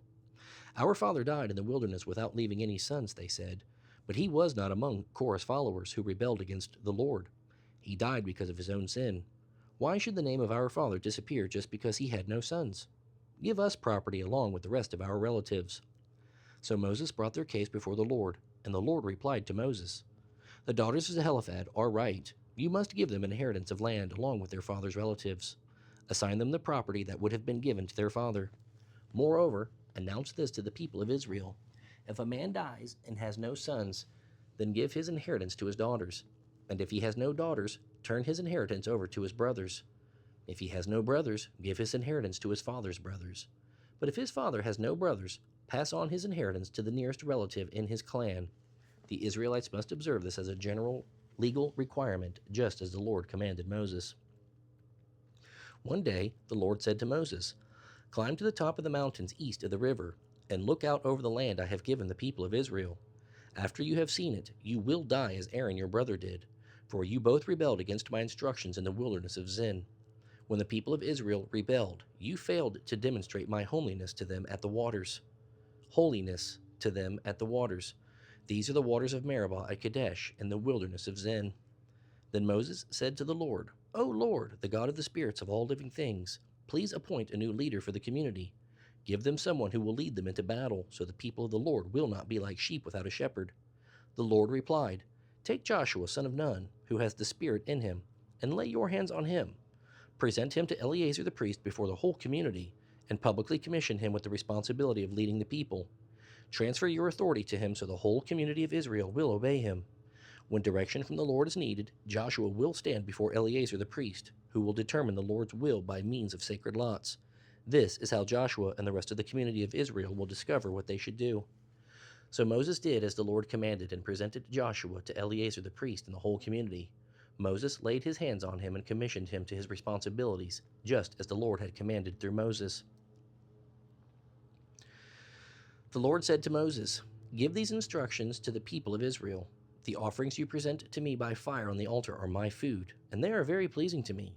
See to it that they are brought at the appointed times and offered according to my instructions. Say to them, when you present your daily whole burnt offerings to the Lord, you must offer 2 one-year-old male lambs with no physical defects. One lamb will be sacrificed in the morning and the other in the evening. With each lamb, you must offer a grain offering of 2 quarts of choice flour mixed with 1 quart of olive oil. This is the regular burnt offering ordained at Mount Sinai, an offering made by fire, very pleasing to the Lord. Along with it, you must present the proper drink offering, consisting of 1 quart of fermented drink with each lamb, poured out in the holy place as an offering to the Lord. Offer the second lamb in the evening with the same grain offering and drink offering. It too is an offering made by fire, very pleasing to the Lord. On the Sabbath day, sacrifice 2 one-year-old male lambs with no physical defects. They must be accompanied by a grain offering of 3 quarts of choice flour mixed with olive oil, and a drink offering. This is the whole burnt offering to be presented each Sabbath day, in addition to the regular daily burnt offering and its accompanying drink offering. On the first day of each month, present an extra burnt offering to the Lord of 2 young bulls, 1 ram, and 7 one-year-old male lambs, all with no physical defects. These will be accompanied by grain offerings of choice flour mixed with olive oil, 5 quarts, with each bull, 3 quarts with the ram, and 2 quarts with each lamb. This burnt offering must be presented by fire, and it will be very pleasing to the Lord. You must also give a drink offering with each sacrifice, 2 quarts of wine with each bull, 2.5 pints for the ram, and 1 quart for each lamb. Present this monthly burnt offering on the first day of each month throughout the year. Also on the first day of each month, you must offer 1 male goat for a sin offering to the Lord. This is in addition to the regular daily burnt offering and its accompanying drink offering. On the appointed day in early spring, you must celebrate the Lord's Passover. On the following day, a joyous 7-day festival will begin, but no bread made with yeast may be eaten. On the first day of the festival, you must call a sacred assembly of the people. None of your regular work may be done on that day. You must present as a burnt offering to the Lord 2 young bulls, 1 ram, and 7 one-year-old male lambs, all with no physical defects. These will be accompanied by grain offerings of choice flour mixed with olive oil, 5 quarts with each bull, 3 quarts with each ram, and 2 quarts with each of the 7 lambs. You must also offer a male goat as a sin offering to make atonement for yourselves. You will present these offerings in addition to your regular morning sacrifices. On each of the 7 days of the festival, this is how you will prepare the food offerings to be presented by fire, very pleasing to the Lord. These will be offered in addition to the regular whole burnt offerings and drink offerings. On the 7th day of the festival, you must call another holy assembly of the people. None of your regular work may be done that day. On the first day of the festival of harvest, you will present the first of your new grain to the Lord. You must call a holy assembly of the people. None of your regular work may be done on that day. A special whole burnt offering will be offered that day, very pleasing to the Lord. It will consist of 2 young bulls, 1 ram, and 7 one-year-old male lambs. These will be accompanied by grain offerings of choice flour mixed with olive oil, 5 quarts with each bull, 3 quarts with the ram, and 2 quarts with each of the 7 lambs. Also offer 1 male goat to make atonement for yourselves. These special burnt offerings along with their drink offerings are in addition to the regular daily burnt offering and its accompanying grain offering. Be sure that all the animals you sacrifice have no physical defects. The Festival of Trumpets will be celebrated on the appointed day in early autumn each year. You must call a solemn assembly of all the people on that day, and no regular work may be done. On that day, you must present a burnt offering, very pleasing to the Lord. It will consist of 1 young bull, 1 ram, and 7 one-year-old male lambs, all with no physical defects. These must be accompanied by grain offerings of choice flour mixed with olive oil, 5 quarts with the bull, 3 quarts with the ram, and 2 quarts with each of the 7 lambs. In addition, you must sacrifice a male goat as a sin offering to make atonement for yourselves. These special sacrifices are in addition to your regular monthly and daily burnt offerings, and they must be given with their prescribed grain offerings and drink offerings. These offerings are given to the Lord by fire and are very pleasing to him. 10 days later, You must call another holy assembly of all the people. On that day, the Day of Atonement, the people must go without food, and no regular work may be done. You must present a burnt offering very pleasing to the Lord. It will consist of one young bull, one ram, and 7 one-year-old male lambs, all with no physical defects. These offerings must be accompanied by the prescribed grain offerings of choice flour mixed with olive oil, 5 quarts of choice flour with the bull, 3 quarts of choice flour with the ram, and 2 quarts of choice flour with each of the 7 lambs. You must also sacrifice 1 male goat for a sin offering. This is in addition to the sin offering of atonement and the regular daily burnt offering with its grain offering and their accompanying drink offerings. 5 days later, you must call yet another holy assembly of all the people, and on that day no regular work may be done. It is the beginning of the festival of shelters, a 7-day festival to the Lord. That day you must present a special whole burnt offering by fire, very pleasing to the Lord. It will consist of 13 young bulls, 2 rams, and 14 one-year-old male lambs, all with no physical defects. Each of these offerings must be accompanied by a grain offering of choice flour mixed with olive oil, 5 quarts for each of the 13 bulls, 3 quarts for each of the 2 rams, and 2 quarts for each of the 14 lambs. You must also sacrifice a male goat as a sin offering, in addition to the regular daily burnt offering with its accompanying grain offering and drink offering. On the second day of this 7-day festival, sacrifice 12 young bulls, 2 rams, and 14 one-year-old male lambs, all with no physical defects. Each of these offerings of bulls, rams, and lambs must be accompanied by the prescribed grain offering and drink offering. You must also sacrifice a male goat as a sin offering, in addition to the regular daily burnt offering with its accompanying grain offering and drink offering. On the third day of the festival, sacrifice 11 young bulls, 2 rams, and 14 one-year-old male lambs, all with no physical defects. Each of these offerings of bulls, rams, and lambs must be accompanied by the prescribed grain offering and drink offering. You must also sacrifice a male goat as a sin offering, in addition to the regular daily burnt offering with its accompanying grain offering and drink offering.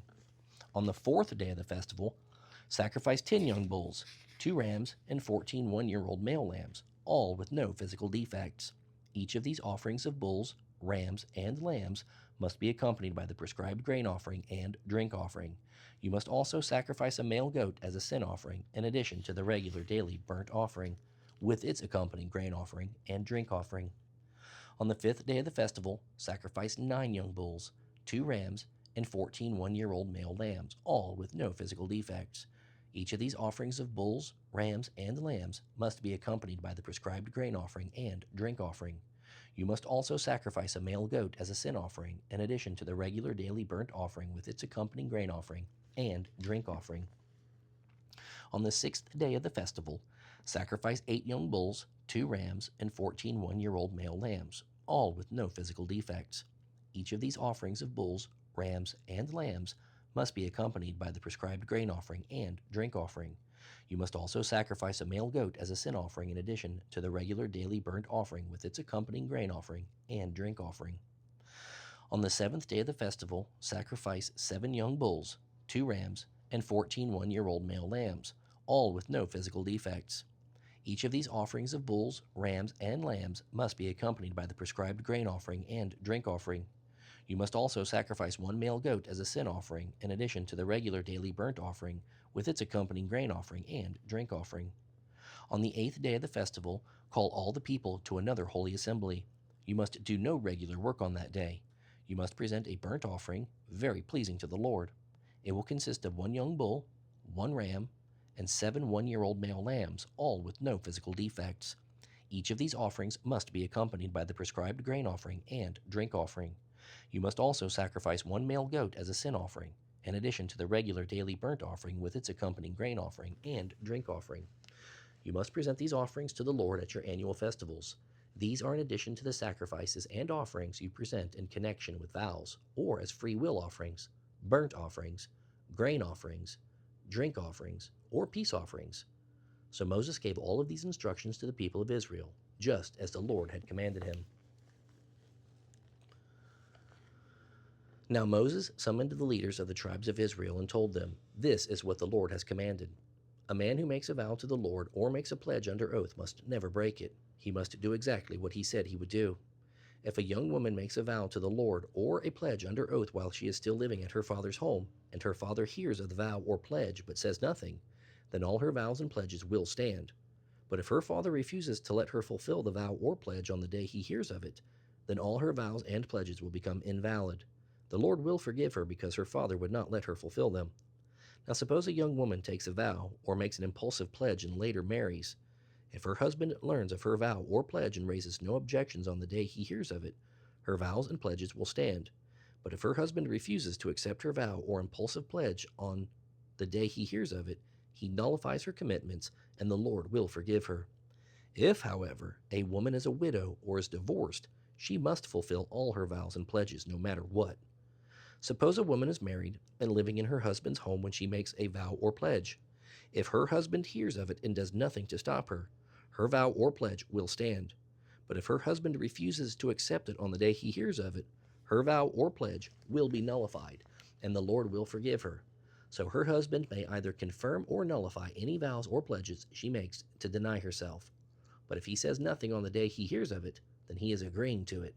If he waits more than a day and then tries to nullify a vow or pledge, he will suffer the consequences of her guilt. These are the regulations the Lord gave Moses concerning relationships between a man and his wife, and between a father and a young daughter who still lives at home.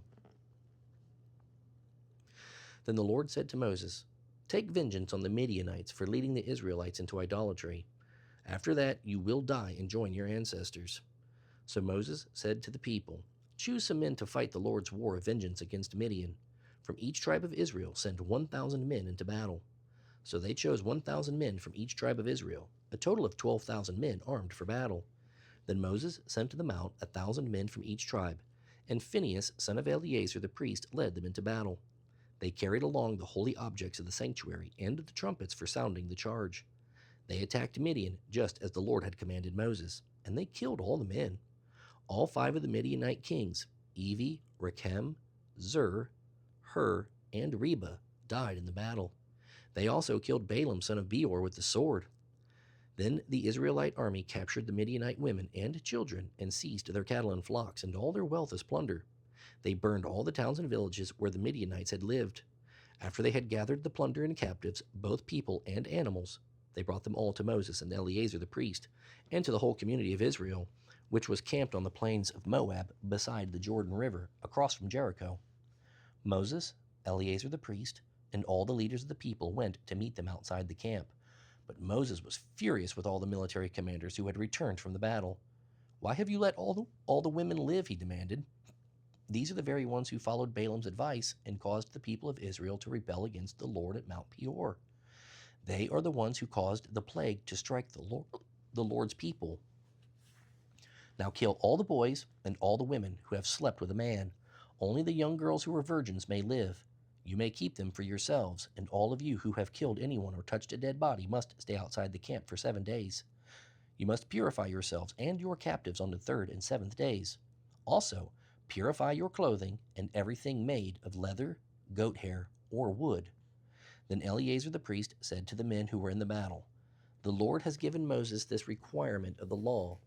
Anything made of gold, silver, bronze, iron, tin, or lead, that is, metals that do not burn, must be passed through fire in order to be made ceremonially pure. These metal objects must then be further purified with the water of purification, but everything that burns must be purified by the water alone.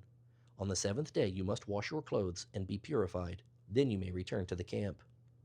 And the Lord said to Moses, "You and Eleazar the priest and the family leaders of each tribe are to make a list of all the plunder taken in the battle, including the people and animals. Then divide the plunder into 2 parts, and give half to the men who fought the battle and half to the rest of the people. But first give the Lord his share of the captives, cattle, donkeys, sheep, and goats that belong to the army. Set apart 1 out of every 500 as the Lord's share. Give this share of their half to Eleazar the priest as an offering to the Lord.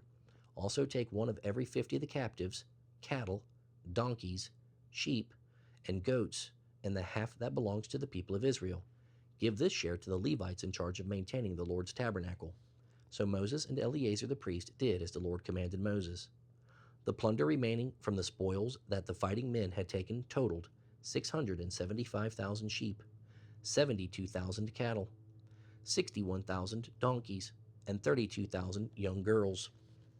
So the half of the plunder given to the fighting men totaled 337,500 sheep, of which 675 were the Lord's share, 36,000 cattle, of which 72 were the Lord's share, 30,500 donkeys, of which 61 were the Lord's share, 16,000 young girls, of whom 32 were the Lord's share. Moses gave all the Lord's share to Eleazar the priest, just as the Lord had directed him.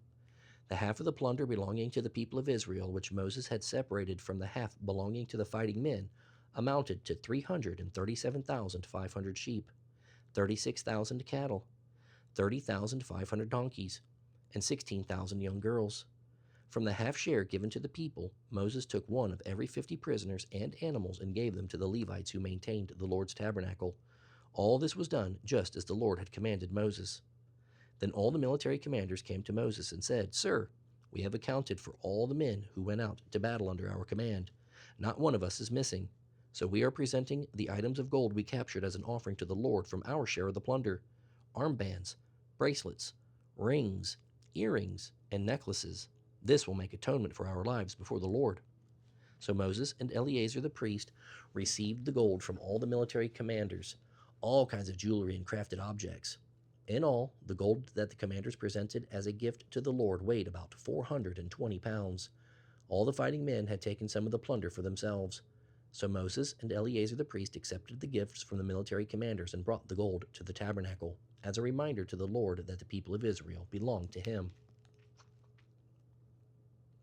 Now the tribes of Reuben and Gad owned vast numbers of livestock.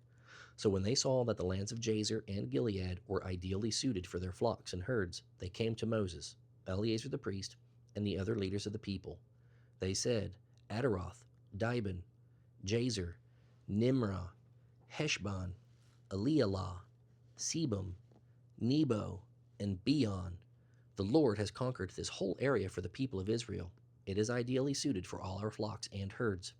If we have found favor with you, please let us have this land as our property instead of giving us land across the Jordan River."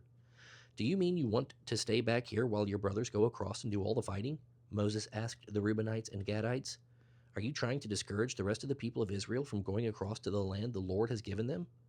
This is what your ancestors did when I sent them from Kadesh Barnea to explore the land. After they went up to the valley of Eshcol and scouted the land, they discouraged the people of Israel from entering the land the Lord was giving them. Then the Lord was furious with them, and he vowed, 'Of all those I rescued from Egypt, no one who is 20 years old or older will ever see the land I solemnly promised to Abraham, Isaac, and Jacob, for they have not obeyed me completely.' The only exceptions are Caleb, son of Jephunneh, the Kenizzite, and Joshua, the son of Nun, for they have wholeheartedly followed the Lord." The Lord was furious with Israel and made them wander in the wilderness for 40 years until the whole generation that sinned against him had died.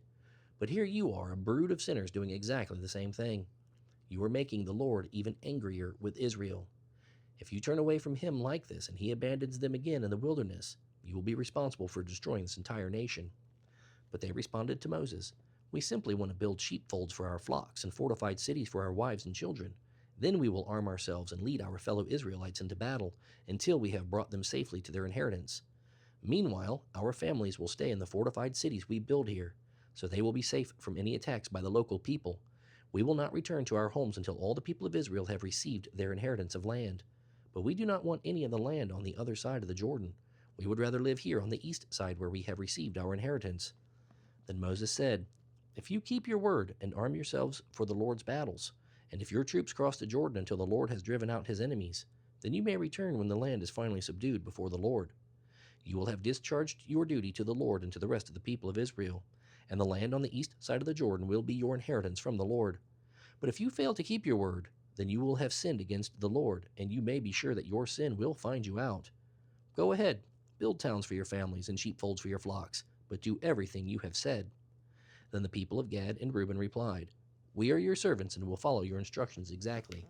Our children, wives, flocks, and cattle will stay here in the towns of Gilead. But, sir, all who are able to bear arms will cross over to fight for the Lord, just as you have said." So Moses gave orders to Eleazar, Joshua, and the tribal leaders of Israel. He said, "If all the men of Gad and Reuben who are able to fight the Lord's battles cross the Jordan with you, Then when the land is conquered, you must give them the land of Gilead as their property. But if they refuse to cross over and march ahead of you, then they must accept land with the rest of you in the land of Canaan." The tribes of Gad and Reuben said again, "Sir, we will do as the Lord has commanded.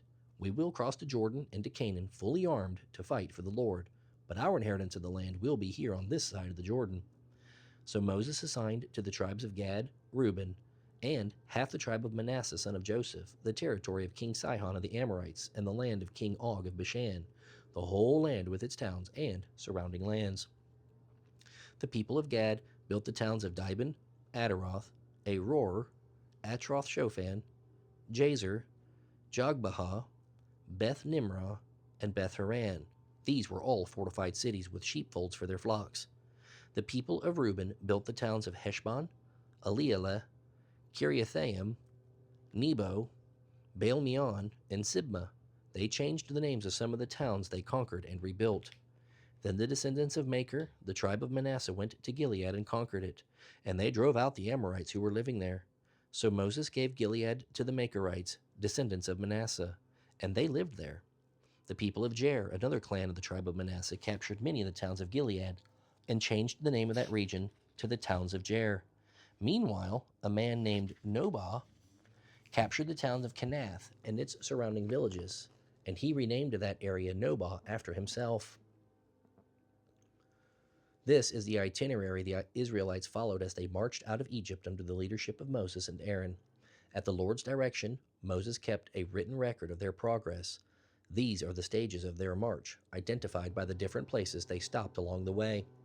They set out from the city of Ramses on the morning after the first Passover celebration in early spring. The people of Israel left defiantly, in full view of all the Egyptians. Meanwhile, the Egyptians were burying all their firstborn sons, whom the Lord had killed the night before. The Lord had defeated the gods of Egypt that night with great acts of judgment. After leaving Ramses, the Israelites set up camp at Succoth. Then they left Succoth and camped at Etham on the edge of the wilderness. They left Etham and turned back toward Pi-hahiroth, opposite Baal-zephon, and camped near Migdol. They left Pi-hahiroth and crossed the Red Sea into the wilderness beyond. Then they traveled for 3 days into the Etham wilderness and camped at Marah. They left Marah and camped at Elim, where there were 12 springs of water and 70 palm trees. They left Elim and camped beside the Red Sea. They left the Red Sea and camped in the Sin Desert. They left the Sin Desert and camped at Dophkah. They left Dophkah and camped at Alush. They left Alush and camped at Rephidim, where there was no water for the people to drink. They left Rephidim and camped in the wilderness of Sinai. They left the wilderness of Sinai and camped at Kibroth Hattaavah. They left Kibroth Hattaavah and camped at Hazeroth. They left Hazeroth and camped at Rithmah. They left Rithmah and camped at Ramon Perez. They left Ramon Perez and camped at Libnah. They left Libnah and camped at Rasah. They left Rasah and camped at Kehelathah. They left Kehelathah and camped at Mount Sephir. They left Mount Sephir and camped at Haradah. They left Haradah and camped at Machaloth. They left Machaloth and camped at Tahath. They left Tahath and camped at Terah. They left Terah and camped at Mithkah. They left Mithkah and camped at Hashmanah. They left Hashmanah and camped at Moseroth. They left Moseroth and camped at Bene-Jacan. They left Bene-Jacan and camped at Hor-Haggidgad. They left Hor-Haggidgad and camped at Jothbethah. They left Jothbethah and camped at Abranah. They left Abranah and camped at Ezion-Geber. They left Ezion-Geber and camped at Kadesh in the wilderness of Zin. They left Kadesh and camped at Mount Hor, at the border of Edom. While they were at the foot of Mount Hor, Aaron the priest was directed by the Lord to go up to the mountain, and there he died. This happened on a day in midsummer during the 40th year after Israel's departure from Egypt. Aaron was 123 years old when he died there on Mount Hor. It was then that the Canaanite king of Arad, who lived in the Negev in the land of Canaan, heard that the people of Israel were approaching his land. Meanwhile, the Israelites left Mount Hor and camped at Zalmonah. Then they left Zalmonah and camped at Punon. They left Punon and camped at Oboth. They left Oboth and camped at Ai-Abarim on the border of Moab. They left Ai-Abarim and camped at Dibon-Gad. They left Dibon-Gad and camped at Almon-Diblathaim. They left Almon-Diblathaim and camped in the mountains east of the river near Mount Nebo. They left the mountains east of the river and camped on the plains of Moab beside the Jordan River across from Jericho. Along the Jordan River they camped from Beth Jeshimoth as far as Abel Shittim in the plains of Moab. While they camped there near the Jordan River on the plains of Moab opposite Jericho, the Lord said to Moses, "Speak to the Israelites and tell them, when you cross the Jordan River into the land of Canaan, you must drive out all the people living there. You must destroy all their carved and molten images and demolish all their pagan shrines. Take possession of the land and settle in it, because I have given it to you to occupy. You must distribute the land among the clans by sacred lot and in proportion to their size. A larger inheritance of land will be allotted to each of the larger clans, and a smaller inheritance will be allotted to each of the smaller clans. The decision of the sacred lot is final. In this way, the land will be divided among your ancestral tribes. But if you fail to drive out the people who live in the land, those who remain will be like splinters in your eyes and thorns in your sides. They will harass you in the land where you live, and I will do to you what I had planned to do to them." Then the Lord said to Moses, "Give these instructions to the Israelites when you come into the land of Canaan, which I am giving you as your special possession. These will be the boundaries. The southern portion of your country will extend from the wilderness of Zin along the edge of Edom. The southern boundary will begin on the east at the Dead Sea. It will then run south past Scorpion Pass in the direction of Zin. Its southernmost point will be Kadesh Barnea, from which it will go to Hazer Edar and on to Asmon. From Asmon, the boundary will turn toward the Brook of Egypt and end at the Mediterranean Sea. Your western boundary will be the coastline of the Mediterranean Sea. Your northern boundary will begin at the Mediterranean Sea and run eastward toward Mount Hor, then to Lebo Hamath and on through Zedad and Ziphron to Hazar Enan. This will be your northern boundary. The eastern boundary will start at Hazar Enan and run south to Shepham, then down to Riblah on the east side of Ain. From there, the boundary will run down along the eastern edge of the Sea of Galilee, and then along the Jordan River to the Dead Sea. These are the boundaries of your land." Then Moses told the Israelites, "This is the territory you are to divide among yourselves by sacred lot. The Lord commands that the land be divided among the 9.5 remaining tribes. The family of the tribes of Reuben, Gad, and half the tribe of Manasseh have already received their inheritance of land on the east side of the Jordan River across from Jericho." And the Lord said to Moses, "These are the men who are to divide the land among the people: Eleazar the priest and Joshua the son of Nun. Also enlist one leader from each tribe to help them with the task. These are the tribes and the names of their leaders. Of the tribe of Judah, Caleb son of Jephunneh. Of the tribe of Simeon, Shemuel son of Ammihud. Of the tribe of Benjamin, Eladad son of Kislon. Of the tribe of Dan, Buki son of Jogli. Of the tribe of Manasseh son of Joseph, Haniel son of Ephod. Of the tribe of Ephraim son of Joseph, Kemuel son of Shiftan. Of the tribe of Zebulun, Elizaphan son of Parnak. Of the tribe of Issachar, Paltiel son of Azan. Of the tribe of Asher, Ahihud son of Shalomi. Of the tribe of Naphtali, Pedahel son of Ammihud. These are the men the Lord has appointed to oversee the dividing of the land of Canaan among the Israelites." While Israel was camped beside the Jordan on the plains of Moab across from Jericho, the Lord said to Moses, "Instruct the people of Israel to give to the Levites from their property certain towns to live in, along with the surrounding pasture lands. These towns will be their homes, and the surrounding lands will provide pasture for their cattle, flocks, and other livestock. The pasture land assigned to the Levites around these towns will extend 1,500 feet from the town walls in every direction. Measure off 3,000 feet outside the town walls in every direction, east, south, west, north, with the town at the center. This area will serve as the larger pasture land for the towns. You must give the Levites 6 cities of refuge where a person who has accidentally killed someone can flee for safety. In addition, give them 42 other towns. In all, 48 towns with the surrounding pasture land will be given to the Levites. These towns will come from the property of the people of Israel. The larger tribes will give more towns to the Levites, while the smaller tribes will give fewer. Each tribe will give in proportion to its inheritance." And the Lord said to Moses, "Say this to the people of Israel: when you cross the Jordan into the land of Canaan, designate cities of refuge for people to flee to if they have killed someone accidentally. These cities will be places of protection from a dead person's relatives who want to avenge the death. The slayer must not be killed before being tried by the community. Designate 6 cities of refuge for yourselves.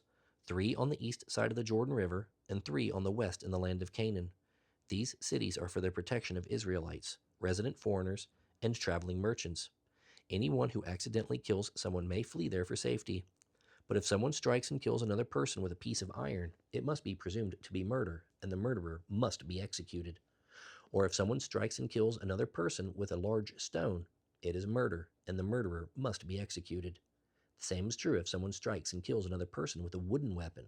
It must be presumed to be murder, and the murderer must be executed.